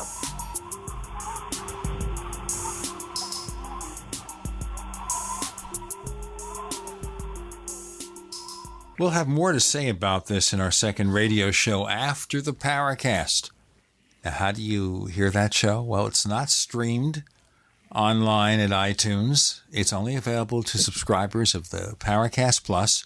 To learn more about the Paracast Plus, and we also offer the ad-free version of this show with higher quality audio and more, go to plus.theparacast.com, plus.theparacast.com. Our guest this week is Stanton Friedman. Stan, you had any further response to that question before we go on? Oh, about the qualities of those two, Zeta 1 and Zeta 2, whether there's a, what did you call it? A debris disk? You called it something. It was surrounded by debris, I guess. Yeah, and no, I don't have any further comment. And, you know, we tend to forget how much we have learned. For example, one of Marjorie's most difficult problems was getting accurate distance data on the stars, because the astronomers don't care. You need two angles to aim a telescope, and whether it's 20 light years away or 30 light years away, it doesn't matter. You're not going anywhere. That's the astronomer approach. Then the Hipparcos satellite was launched by the European Space Agency, and they made, I don't know, I've heard numbers like 1 million measurements of stellar distances. And so finally we've got accurate data on where the stars, how far the stars are, which in the early days you could pick up 3 different star catalogs and get 3 different distances. Yeah. You know, so it was awkward. And we've got more to learn, and I don't think there's many people studying it, to tell you the truth. I wish there were, because I've heard contradictory stories about Zeta Reticuli, for that matter. And, you know, what's truth and what's fiction? I don't know. Happy to admit that. Are you familiar with Breakthrough Starshot? Spectre 73, one of our listeners, is wondering what you make of the recent announcement from Stephen Hawking regarding Breakthrough Starshot. For many years, we've been informed that travel to the nearest stars will be almost impossible. And he's wondering if you think that this could be the beginning of a change in attitude. Well, I think there is a beginning of a change, but one of the problems is that the astronomers seem to know nothing about 3 areas of importance in this discussion. One is data about UFOs. Look for the references in their books, and there's darn few. The second is about interstellar travel, and these guys seem to think that all research gets done in academic surroundings and gets published in refereed scientific journals, and that's nonsense. Well, let me give you an example. A guy made a calculation, 1941, I think it was, Dr. Campbell, an astronomer, who calculated the required initial launch weight of a rocket able to get a man to the moon and back. 1 million tons, he said.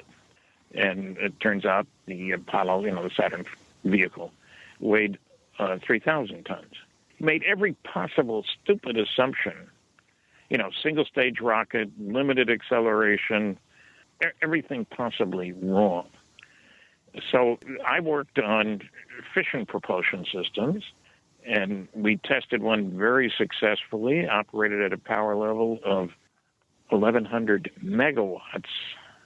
Now, Hoover Dam produces 2,000 megawatts and is a huge monster if you've been out there.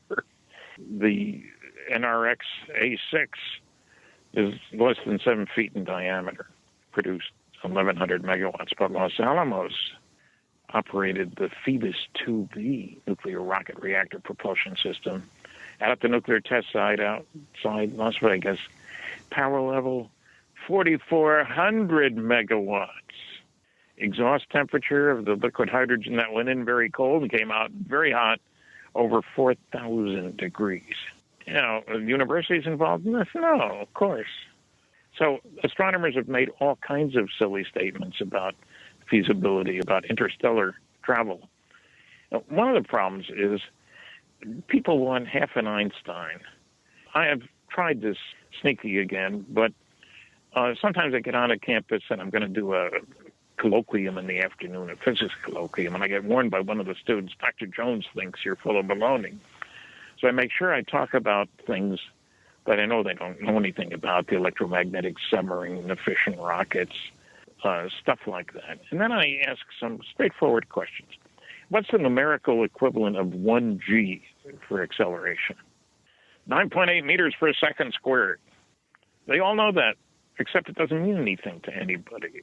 Now, in more useful terms, it's 21 miles per hour per second. So if you get a car accelerating at 1g at the end of 3 seconds, it's going 63 miles an hour. That's a pretty hot car. Most cars take 5, 6, 7 seconds to get.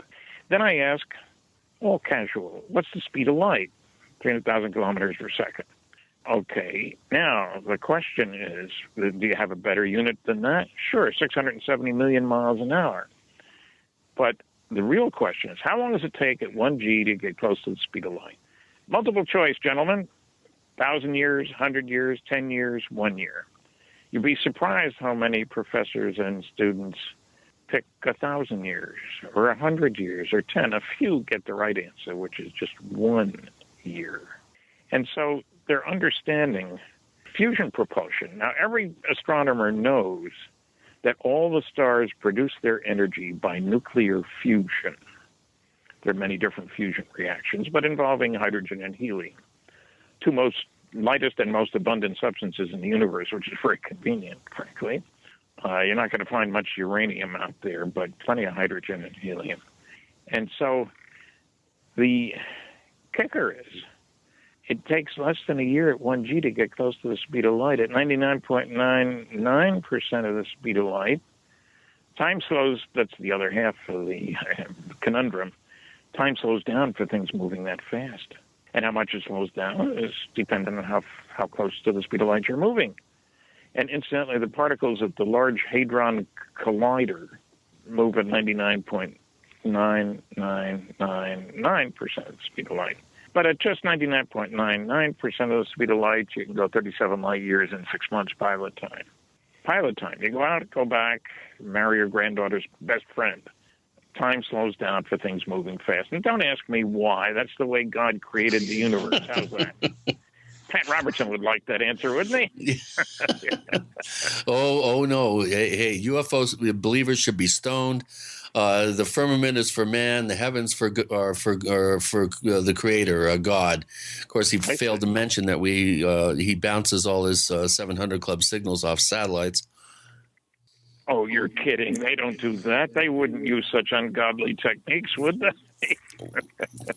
Yeah, right. As a matter of fact, they would. No, what I have found over the years is that astronomers really don't know anything about advanced propulsion. Look, I worked on a study of fusion propulsion when I was at Aerojet General Nucleonics under John Luce, an outstanding expert on fusion, back in 1962. It looked like if you wanted to spend the dough, you could go. How's that for a motto for a program? You could go to the stars.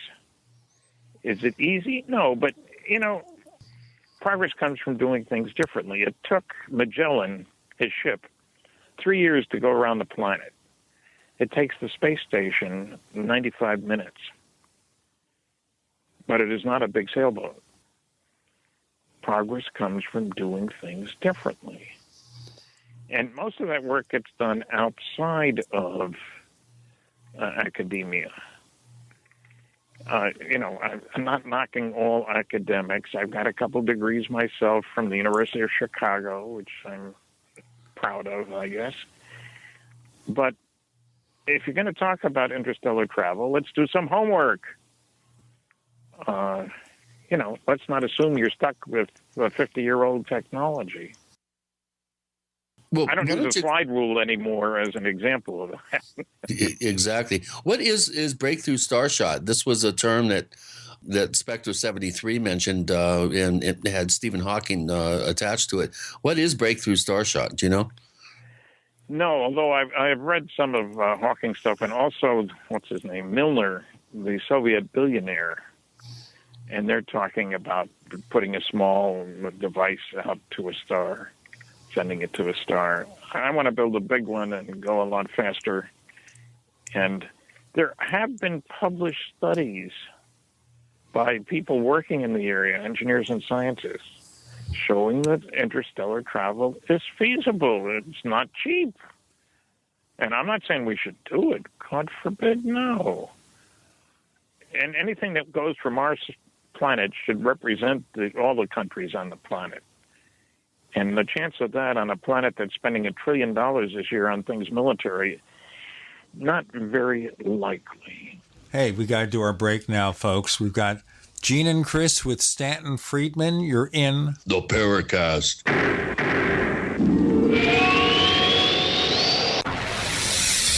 You are listening to GCN.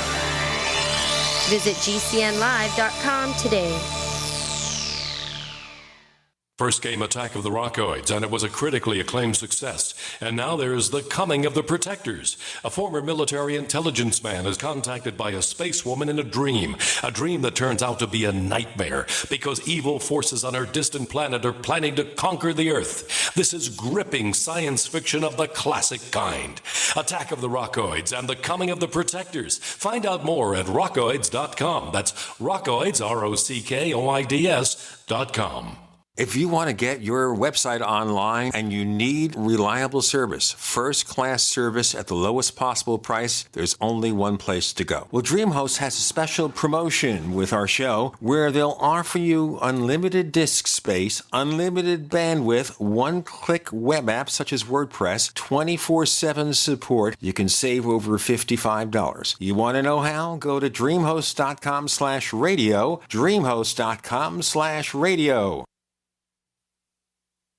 We use mobile devices right against our bodies every day, but growing scientific evidence has emerged showing serious health risks associated with exposure to EMF radiation emitted from these devices. The solution is Defender Shield, the most effective mobile radiation shielding ever developed. Defender Shield blocks virtually 100% of EMF radiation from cell phones, tablets, and laptops, and starts at just $64.99. Buy now at DefenderShield.com. For 10% off, use promo code GCN. DefenderShield.com, the worldwide leader in mobile radiation shielding. This is Dan Pilla. Do you owe the IRS money you can't pay? Are tax debts crippling you? I've defended people from the IRS for over 30 years. I've helped thousands, and I can help you too. I wrote the book on IRS settlement, and I'm telling you, there's no such thing as a hopeless case. Call 800-34-NO-TAX to finally get free of IRS debt. With the IRS's new programs, there's never been a better time to solve your problem. Call 800-34-NO-TAX. That's 800-34-NO-TAX, or my website, danpilla.com.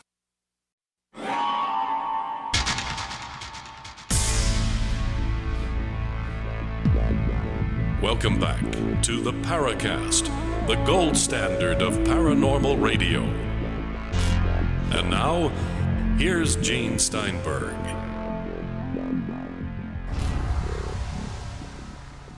On the Paracast with Gene and Chris, we have Stanton Friedman. Chris, we got more questions from listeners on subjects other than Roswell. Can you pose a couple of questions? Sure. Here's another one from Spectre 73, and he wonders how we can explain the lack of modern close encounters with UFOs and their occupants. It does seem that over the last couple decades, we've seen a dramatic decrease in reports of landed craft and occupants. Well, I'd ask Ted Phillips. There are plenty of such cases. The problem has always been people involved don't want to talk about it. The fear of ridicule, because most people have the mistaken impression that most people don't believe in flying saucers. If they say they do, they're going to get laughed out of town. That's if you just see one. If you see critters, wow, you're certainly going to get laughed at. So the problem is, how hard are people looking for that data? You know, I shocked somebody the other day when I said, well, you know, MUFON gets between 600 and 1,000 reports a month. A month? Yeah, a month. But who hears about it? Do you see it on the front page of the New York Times? Not often. I can't remember when the last one time somebody published a clip from the front page of the New York Times. But the interview with Hillary Clinton. Well, okay. That did appear in the Times. Yeah. We seem to be getting a bit more respectable, and I give some of the credit to the Kepler. That, you know, 100 years ago, there were plenty of people saying if there are any other planets out there, we would know about them. No other solar systems. We're it, man. Well, nobody's saying that anymore. Fermi's paradox. Well, yeah. One of the reasons I went to the University of Chicago was because Enrico Fermi was there. And I think people have grossly misrepresented. He was famous at Chicago for asking questions, basically forcing his students to think. You know, the sky is blue, and what does that mean, kind of thing. What does that tell us? And there are all kinds of answers to that question. But he never said, ain't nobody coming here.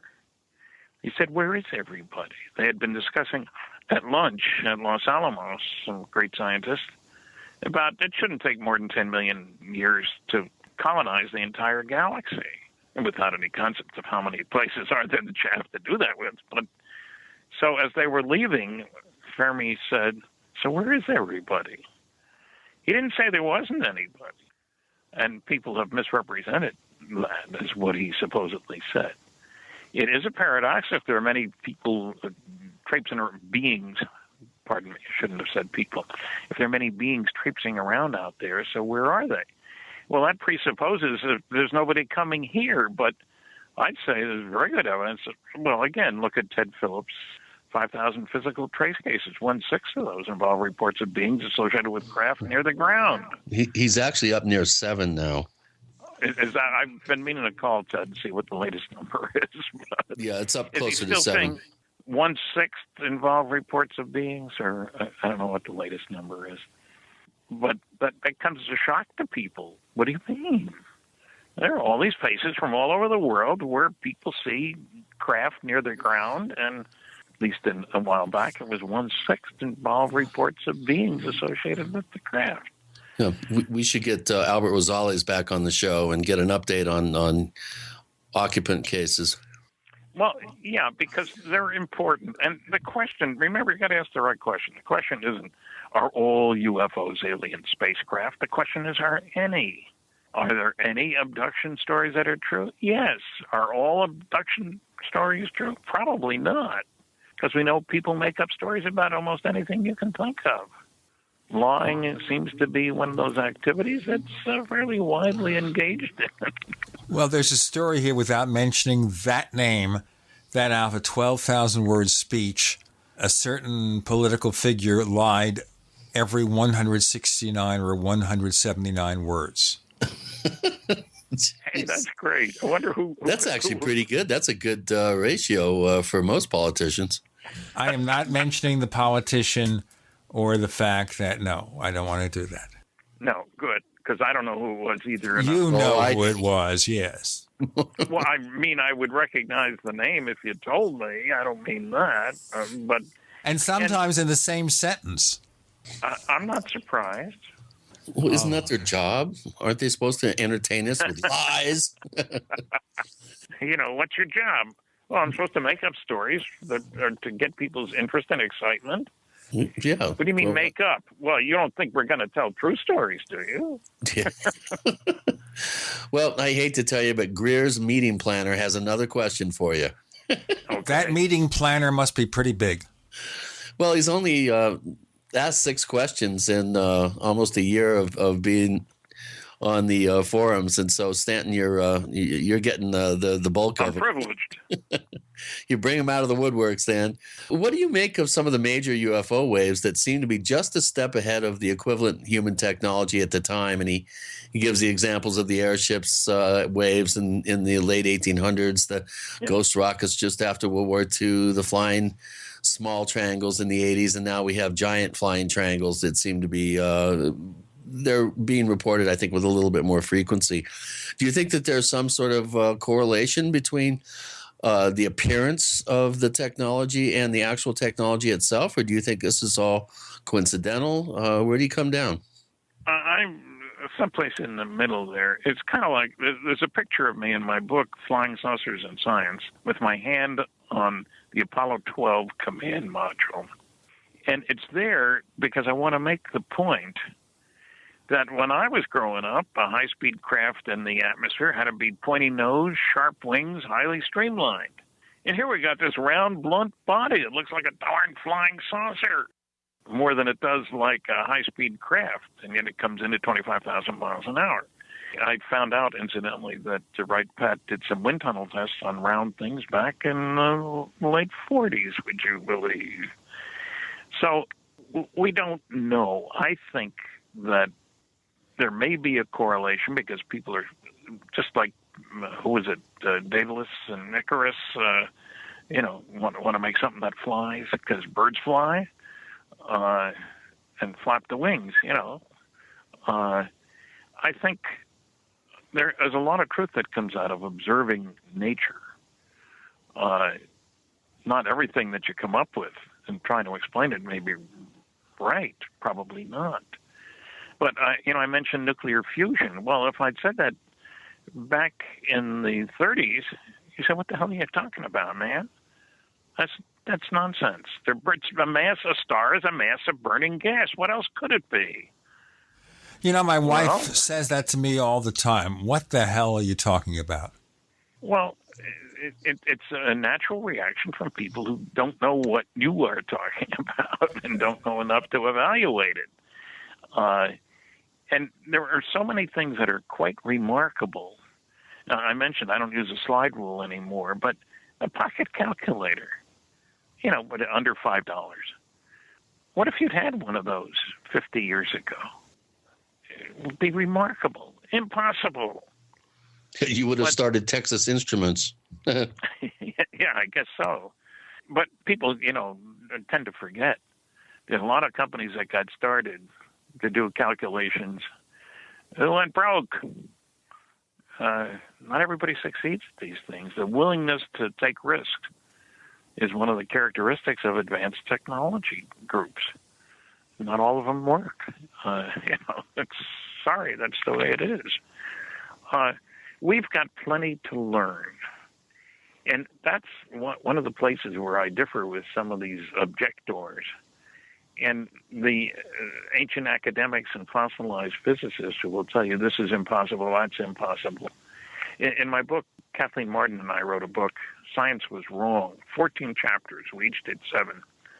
Each one stimulated by some smart guy saying something stupid, like the biggest astronomer in the United States, Simon Newcomb, saying that if there was one thing he was sure of, man would never fly any distance in a vehicle. This is 2 months before the Wright brothers' first flight. Well, we should always look at the statements just made a month or two before something is invented. Maybe there's something to be hinted at there. We got a lot more to come with Gene and Chris and Stanton Friedman. You're in the Paracast. First came Attack of the Rockoids, and it was a critically acclaimed success. And now there's The Coming of the Protectors. A former military intelligence man is contacted by a space woman in a dream that turns out to be a nightmare because evil forces on her distant planet are planning to conquer the Earth. This is gripping science fiction of the classic kind. Attack of the Rockoids and The Coming of the Protectors. Find out more at rockoids.com. That's Rockoids, ROCKOIDS.com. If you want to get your website online and you need reliable service, first-class service at the lowest possible price, there's only one place to go. Well, DreamHost has a special promotion with our show where they'll offer you unlimited disk space, unlimited bandwidth, one-click web apps such as WordPress, 24/7 support. You can save over $55. You want to know how? Go to dreamhost.com/radio, dreamhost.com/radio. Hi, Peter Vaccaro for ParanormalDate.com. Are you looking for love in all the wrong places? Now you have a chance to change that by signing up for free at ParanormalDate.com. This incredible dating site puts people of like minds together. People who are interested in the strange, the unusual, mysteries, ghosts, UFOs, and the afterlife, and so much more. ParanormalDate.com was developed for you, people seeking a viable alternative to the other dating services.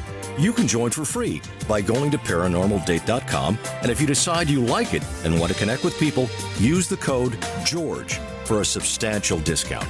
Mark Rawlings, president of ParanormalDate.com, says so many people hunger to share their experiences about the paranormal, the unexplainable, or the afterlife, and so much more, and this is the source for them to meet and share that common interest. So sign up for free at ParanormalDate.com, ParanormalDate.com, and use the code GEORGE if you decide to connect with someone you like.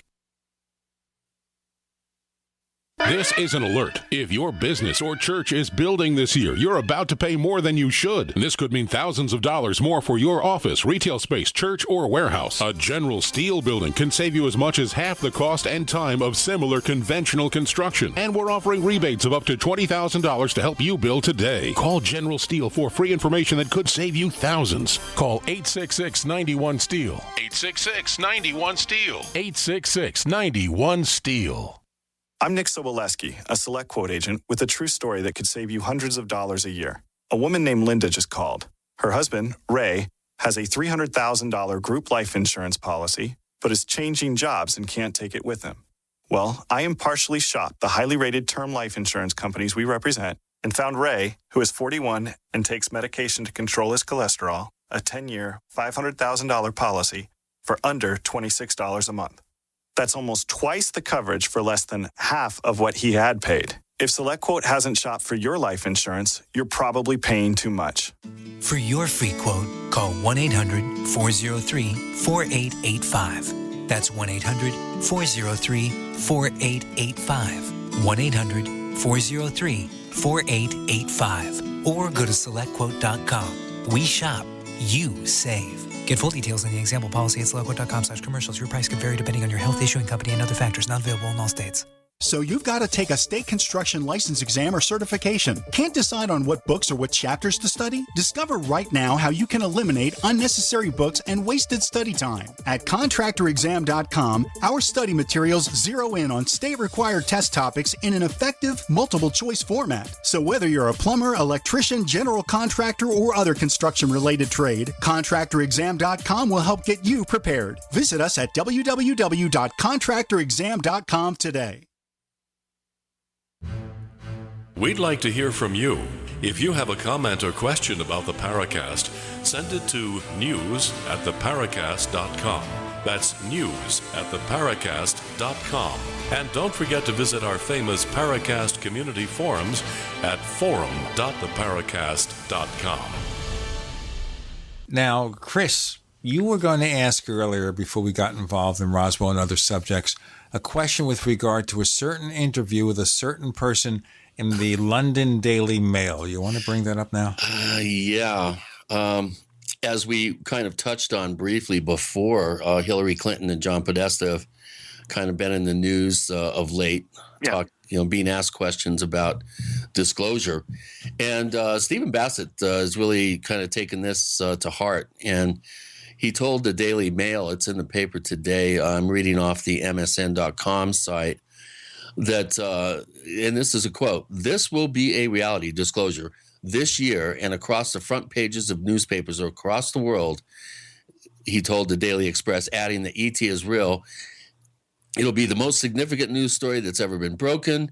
We are going to get disclosure this year. I'm not sure who will win the election, but I think Obama will be the disclosure president.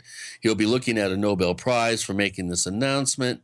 I am 85% sure Obama will make the announcement before he leaves office, and within days of your Prime Minister, David Cameron, will follow up and do the same thing. What do you think? Who's the guy who said this? Bassett. Oh, I thought you were talking about a high reliability individual. No. Sorry.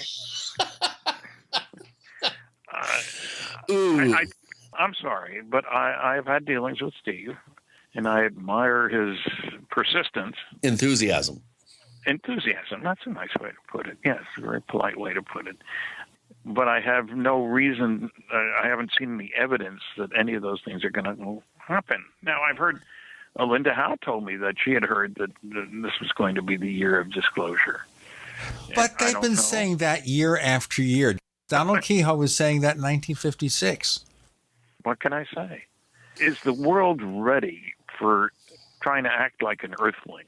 I don't think so. And remember that one of the biggest things that happens is, if you disclose, is that people in power will lose some of that power.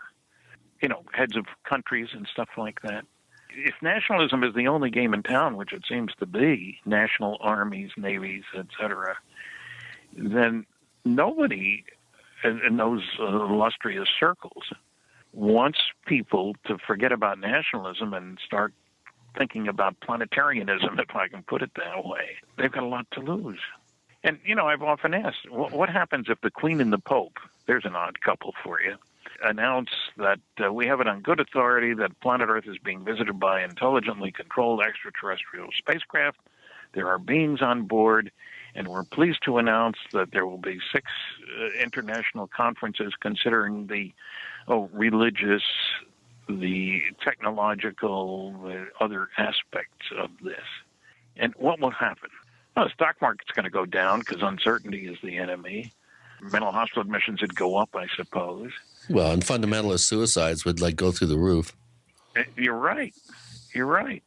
And so none of those things are automatically good things. We don't know how to make a transition from the kind of world in which we have been living to the great detriment of mankind, I might add. You know, when I say 50 million people were killed in World War II, I mean it. Some say 60, but I'll be conservative. Is this a sign of an advanced technology? I have trouble with that, if you want an honest opinion. Yeah, we're just petulant children in the cosmos, and we have diaper ships that are hovering around the planet, waiting to apply the appropriate technology to our primitive tribal asses. Well, we certainly do behave in primitive ways. Except up in Canada, where they're sensible people. Well, I tend to think that as somebody who's... Look, I'm a dual citizen. I can complain about both governments perfectly legally, United States and Canada. Oh, that must be fun. That's going to keep you working all day long. Forget about the rest of the stuff. Right, and strip searched at the airport. Well, you know, all I'm saying is it doesn't take much looking around, spending $1 trillion on things military in a year. How many kids died of starvation yesterday? I know, it's and the day before, and the day before that. Ludicrous. But remember, government is the problem. We have to have less of it, so fewer children will be helped. Oh, that's an interesting conundrum. No, I think there are big considerations here. And, you know, I haven't talked to Barry Downing in a long time, but he wrote his excellent book about flying saucers in the Bible. And one of Barry's complaints was he couldn't get other theologians to talk to him about it. How do you have a decent discussion about that? And some people don't want to. I just have to see here that ET lands and they communicate with us and they're asked about religion and they say, "What's that?" You've been worshiping one of our guys for a long time. Yeah. Wouldn't that be an answer that would surprise people? Or they could say, "Oh, you mean when we showed up a couple of thousand years ago and seeded you people?"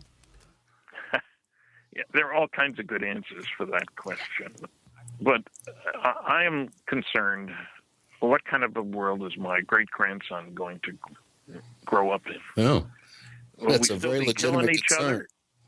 You know, it's a sad commentary indeed. And when all these stories, you've probably had Bob Salas on the air, haven't you? Yes. Okay. So when you see things like that happen, you say, is it out of self-interest? Why do the aliens do that? Are they sending us a message? And I think they are sending us a message. Now, speaking of whether they're sending us a message or not, what are your feelings about the statements by some that the major part of the UFO mystery is long ago and far away, and the vast majority of recent sightings are easily explained away, and that maybe ET doesn't care about us anymore? Well, I think that it's a gross exaggeration. Look, you can go back many years, many decades, where people say, look, Phil Klass, all sightings have prosaic explanations. Donald Menzel said that. At least I can give Menzel credit for doing something for his country. Some people may be shocked when I say that, but I was very impressed when I found out that he did all kinds of classified work for government agencies, and nobody knew about it. I was totally shocked when I was looking at a letter he wrote to Jack Kennedy in the Harvard archives, saying that there's one area where I may be able to be of assistance to you with regard to they knew each other, I should say that, with regard to the National Security Agency. So he wasn't just trolling to get a little extra work, because being an astronomer at Harvard may not be the highest paying job in the world, even though it's Harvard, even though it has plenty of prestige. He did lots of consulting work for other outfits, a great deal. As a matter of fact, he said in one letter that more of his retirement income came from outside of Harvard than from Harvard. We'll get into more of these things with Stanton Friedman and Gene and Chris. You're in the Paracast.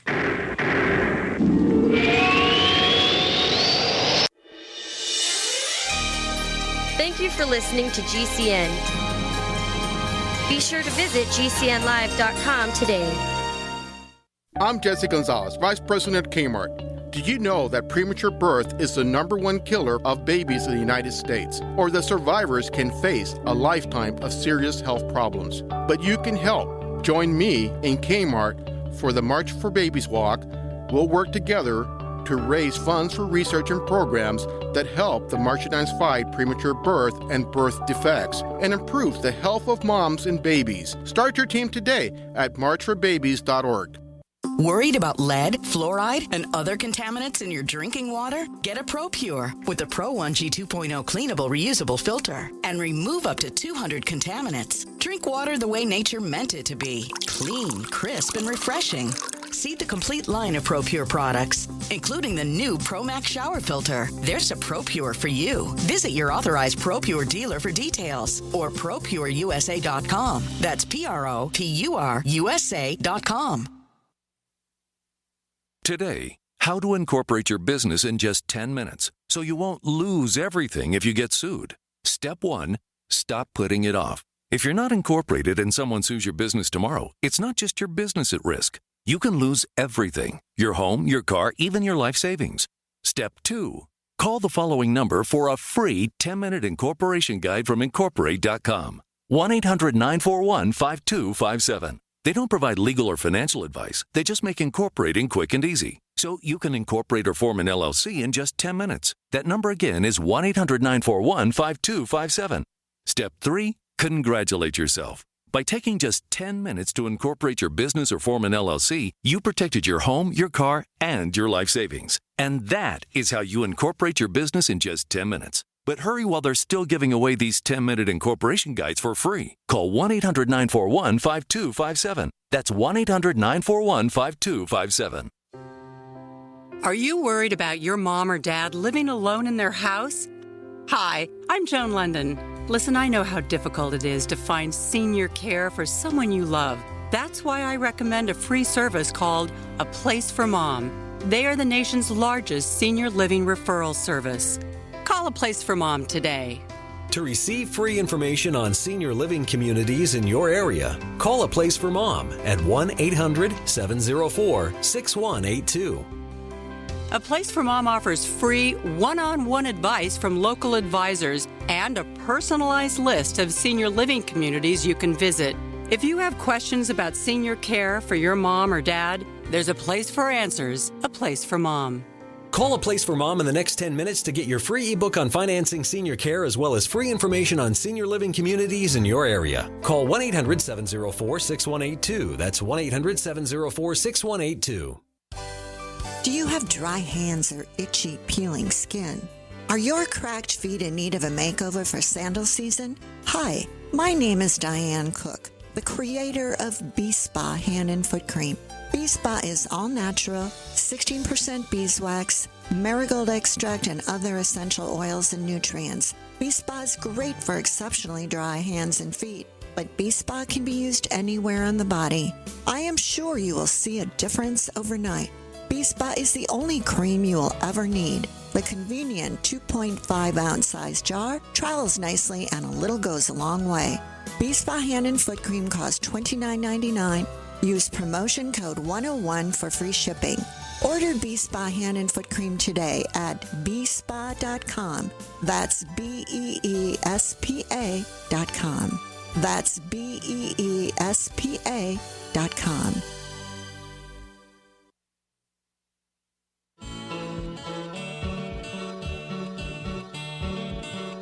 This is Micah Hanks of the Gralien Report, and you're listening to the Paracast, the gold standard of paranormal radio.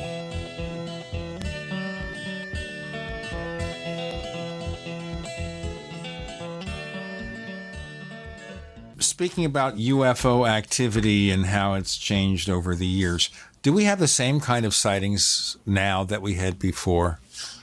Or is it our perception, or do we know more about what's happening out there so we can get rid of the stuff that really has a conventional explanation? What do you think? I think we do know a bit more, and there are more people who know more, maybe ex-military guys, stuff like that.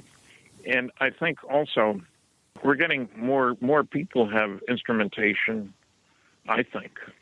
Maybe I'm wrong, but I think, all those, I was going to say night binoculars, that's the wrong term, but infrared binoculars, stuff like that. Look at what's going on up there. Did you ever look through one of those? Holy cow. All kinds of stuff floating around up there or zipping around up there. I don't think the sightings have changed that much.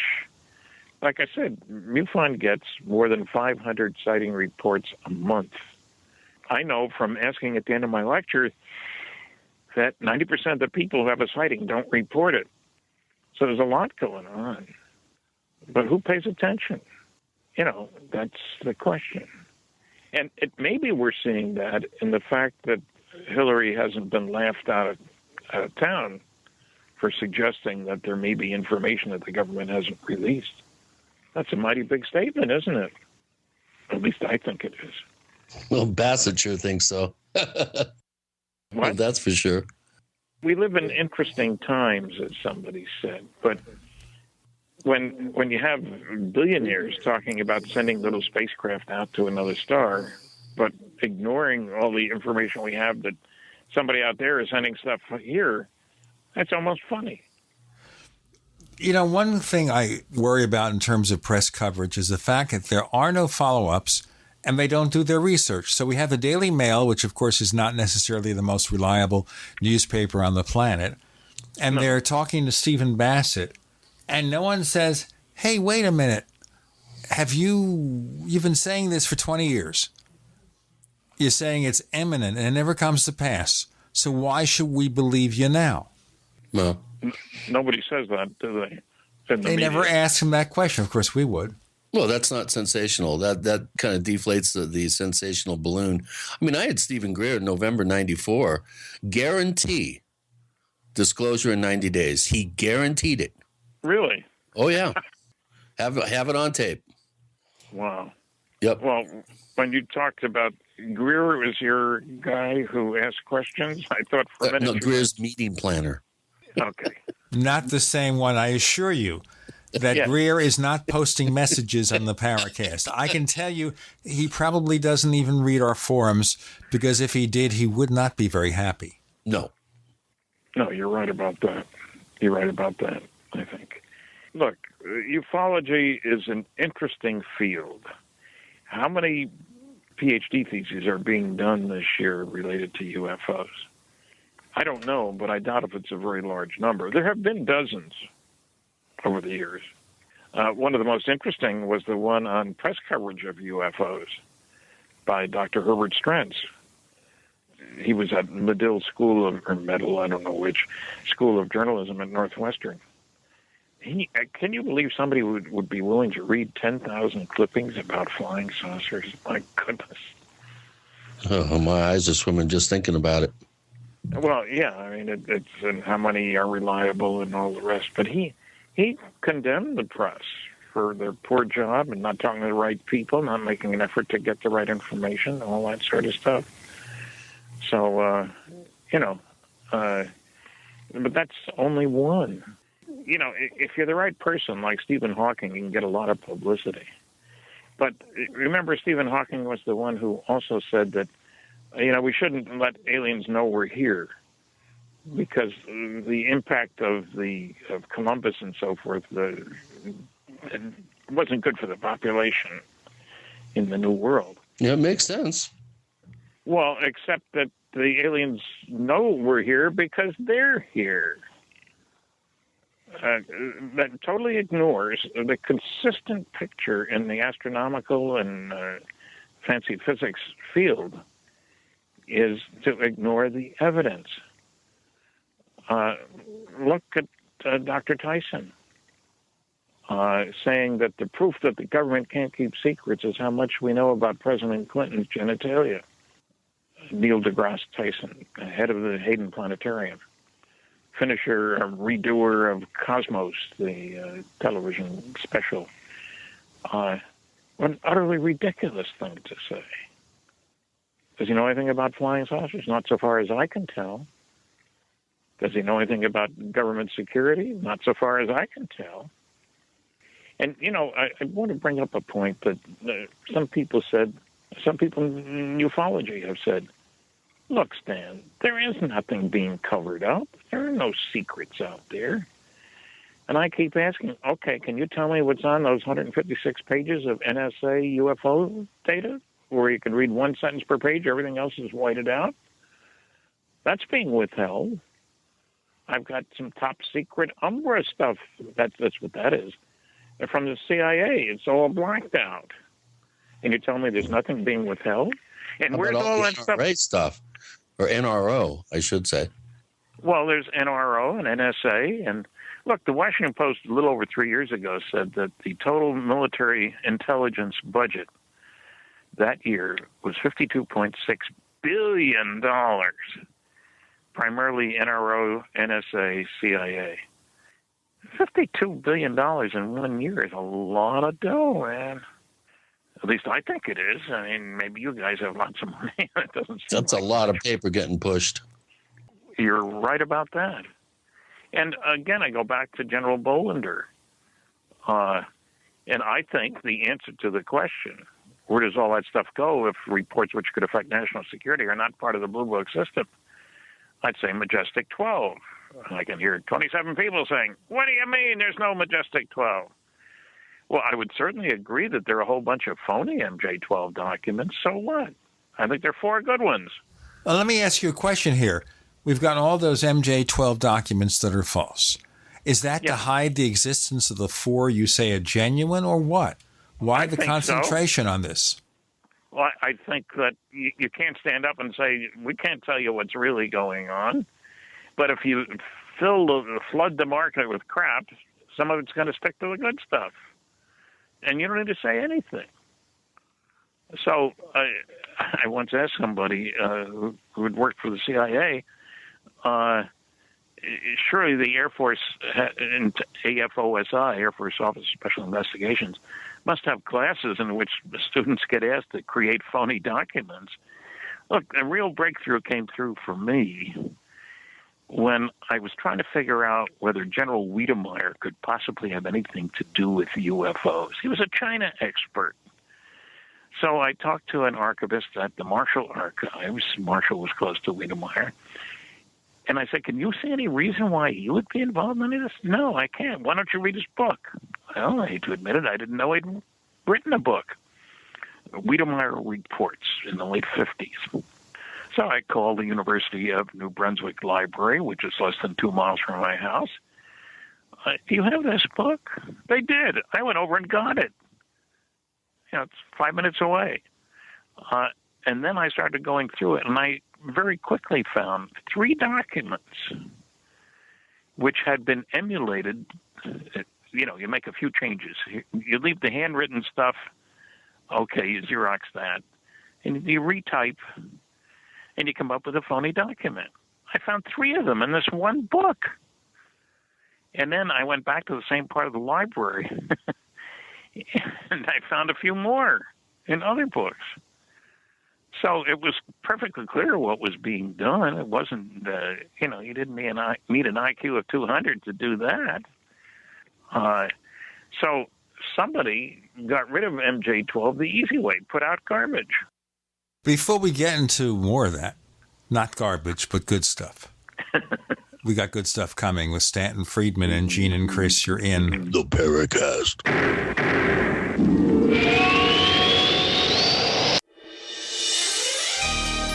Thank you for listening to GCN. Be sure to visit GCNlive.com today.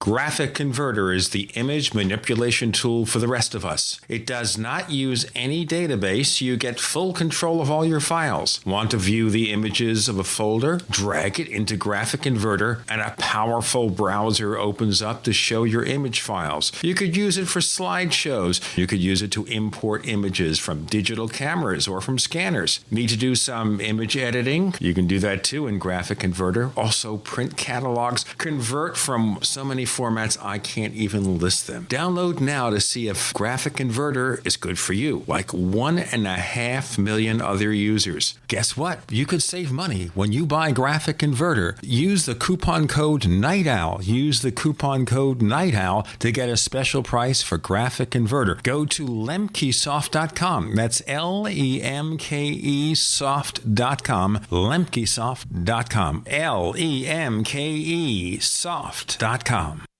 This is Dan Pilla. Do you owe the IRS money you can't pay? Are tax debts crippling you? I've defended people from the IRS for over 30 years. I've helped thousands, and I can help you too. I wrote the book on IRS settlement, and I'm telling you, there's no such thing as a hopeless case. Call 800-34-NO-TAX to finally get free of IRS debt. With the IRS's new programs, there's never been a better time to solve your problem. Call 800-34-NO-TAX. That's 800-34-NO-TAX, or my website, danpilla.com. Paid non-attorney spokesperson Adam Pileski of the Pileski Law Firm with principal office in Houston, Texas is the attorney responsible for the content of this ad. This ad is not legal advice, and the choice of a lawyer should not be based solely upon advertisement. Services may not be available in all states. Attention Xarelto users. If you or a loved one took Xarelto and suffered a serious bleeding event, you may be entitled to financial compensation. Xarelto is a popular prescription blood thinner used to prevent blood clots and protect patients from strokes. These serious bleeding events have led to numerous cases of hospitalization and even death. Phone lines are open 24/7. Call 800-261-0937. That's 800-261-0937. Hunters, anglers, campers, and survivalists. Get back to nature. Expand your horizons with the highest quality, most versatile, unique slingshots and sling bows on the market at slingbow.com. Sling bow products are compact and models start from just $17.98. They're perfect for your bug out bag or storing in your vehicle. Give yourself and your loved ones the excitement and tradition of sling bow. A new frontier in archery and truly modern twist on this primitive survival tool. Feel the thrill only at slingbow.com.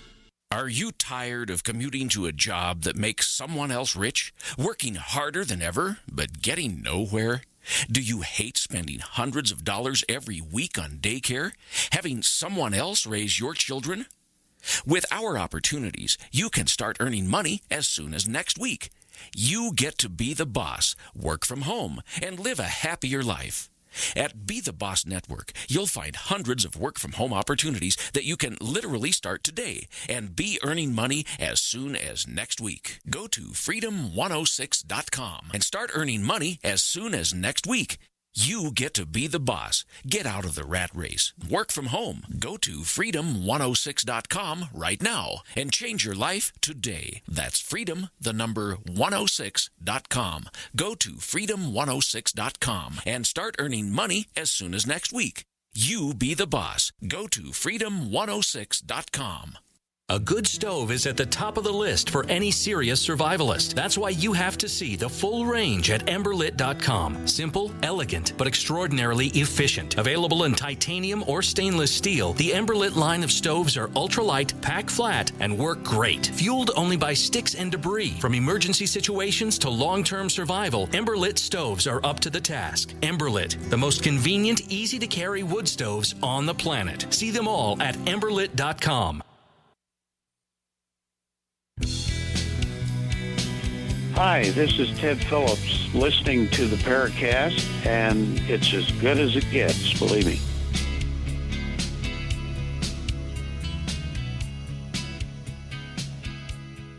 Okay, this is our final segment with Stanton T. Friedman and a lot of ground to cover still. All right, putting all this stuff together. You're not as young as you used to be, and I know you still sound like you're as young as you used to be. How did you figure that out? Well, I am not as young as I used to be, and I'm kind of guessing about what's going on. However, after all these years, all this stuff we have out there, when are we going to move to that final level? Assuming that Obama is not going to engage in disclosure this year before he leaves the White House. Assuming President Hillary, if she is elected, won't do it either, when's it going to happen? Well, I think the only time it's going to happen is when some media group decides to get a Woodward and Bernstein kind of effort going.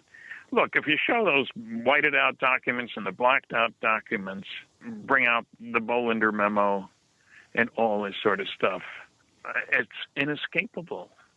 That's why I call it a cosmic Watergate. The press had courage then. It doesn't seem to have that courage now. Of course, it's got financial problems too, which is another problem with the internet and all those other things that are in competition with it. But I don't know when anything's going to happen. But I think it could be done for less than it took to blow the lid off Watergate. But is anybody willing to spend that? Not that I know of. Get that Russian billionaire to make the effort to blow the lid off. Look, has anybody offered payment? I mean, ask for former military people to submit their reports. Ask the government to say, are you willing to say, since you're claiming there's no cover-up, no data that we haven't seen, are you willing to say nobody will be punished for releasing what you say doesn't exist? I don't know how many people are willing to say that. There's data out there. People who come to my lectures are shocked when I gave a talk to the Journalists Association of Canada. That's not the right name, something like that. I was asked if I would speak to them, and they had a meeting 60 miles from here, and I said, sure. So I did that. And the guy who would ask me told me later, he said, Stan, I've never seen so many reporters change their mind so quickly. They had no idea how much data is out there. And so it's not that hard, but you got to be in the right place to put the stuff out there, and you've got to change the attitude. If everybody thinks you got to laugh, then we're still in trouble. Let's put the facts out on the table. Well, certainly with so many hundreds of UFO books and thousands of articles, all the lectures you've given over the years, the information's on the table there. Yeah, but nobody in charge of the Washington Post, for example, is looking at it, or the New York Times. Look, how could the New York Times even push the notion that it was crash test dummies that were responsible for the stories about bodies at Roswell, when none were dropped until 6 years after Roswell, for goodness sakes? People's memories are fallible. They were time-traveling crash test dummies. Ah, okay. That's easier to accept, isn't it? What can I say? No, there's a lot of ludicrousness about the whole business, frankly. Yeah, just go look at the nearest gallery of UFO photos on the internet. Oh, boy. No, I haven't bothered to do that. Don't. You'll become very depressed. Sorry about that. Okay, I won't do that. I don't like being depressed. Yeah, it's pretty grim. Well, yeah. Look, I haven't given out my website, really, and I'd like to do that for people who say, who is this guy? How can I find out more so I can give him a hard time? www.stantonfriedman.com. List my books, list my DVDs, and people say, well, why should they get it from you? Can't they get it from Amazon? I got asked this question the other day. I said, there's one thing you won't get from Amazon. That's my autograph on the book. Oh, well, maybe that is a reason to get it from you instead of Amazon. You know? But if you look at the website, they'll also see the lectures I'm doing in the next month or so. I'm going to be busy, despite my advanced age. Contact in the desert. There'll be thousands of people there. And, there's an interesting number. Are people interested in UFOs? Well, Roswell last year at the annual festival had almost 10,000 people attend. More interesting, last year at the museum in Roswell, the International UFO Museum and Research Center, 184,000 people went there. And when you figure Roswell isn't on the way to anywhere, I mean, it's 200 miles from Amarillo, 200 miles from Albuquerque, 200 miles from El Paso. But people come there, and they come there with their families. People say, why do they have costume contests? Well, you got to have something for the kids, don't you? You expect them to listen to all the lectures? Or panelists like me and stuff like that? But 184,000 is coming to a city of 50,000. Well, it certainly brings in the tourist dollars, I'll tell you that. Tourist dollars. Oh, yes. I would say the truest. And I was trying to think, what's a true dollar? There's no such thing as a true dollar. Well, that is an indication of the interest. And look, at all the colleges I've spoken at, many of them I've been told, you had the biggest lecture crowd we've ever had for a speaker. My own son was surprised in junior college in California. Why are they holding it in the big auditorium? Dad, I hate to disappoint you, but you're not going to have many people there, I don't think. We had 1,200, and I was delighted. Much more than anybody expected, I will grant. Because people are interested, but they're afraid to admit the interest unless the circumstances are right. Since you raised the question, what does your son think about this UFO stuff? Well, I hate to say it, but I've lost both my sons. My younger one was certainly interested. He's sat at my table and helped me sell books and stuff like that. He was intrigued. And so, what can I say? People have responded very well. My parents were a little worried when they came to a lecture. What were people going to say? But then they took pride when they saw that the response was good. They admitted I was their son. Where's the next generation of UFO researchers coming from? We have about a minute for your answer. Probably from the internet. I like to use John Greenwald as an excellent example of an outstanding guy, and probably people who are going to look into the computer and the much different approach than in the past. And some people who will have guts enough. We're getting away from the fact that the notion of aliens is something to be laughed at. It's something to be savored, I think, is more like it. So I don't worry. I think there will be another generation of ufologists. I still got 9 years to go. Both my parents lived to be 90, and I'm 81, so I'm not shuffling off this coil yet, guys. Maybe next year. Please don't say that. Stanton Friedman, please tell our listeners where they can find more of the stuff you do. www.stantonfriedman.com. It lists the lectures I give. It lists the books, the DVDs, other stuff like Blue Book Special Report 14. That's not a book, but it's not a DVD, but it's the biggest study ever done. And I don't know where else you can get it besides from me, because I think it's important. So have at it, folks. There's plenty of data there. You can find us on Twitter if you look for the Paracast. Take a gander at the Paracast on Twitter.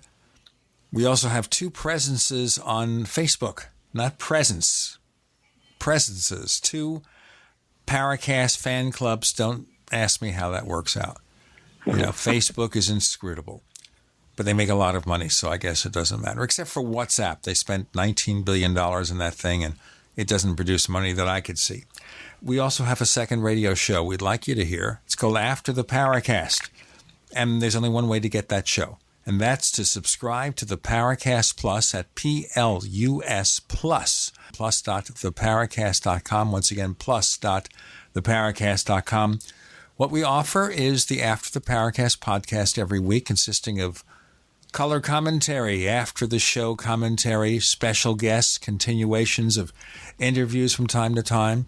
We offer you the ad-free version of this show. No need to skip the ads because they won't be there. If you subscribe to the Paracast Plus, show transcripts, video, more stuff coming, classic episodes, plus.theparacast.com, plus.theparacast.com. Stanton Friedman, thank you for joining us on the Paracast. You're very welcome. Have a good one.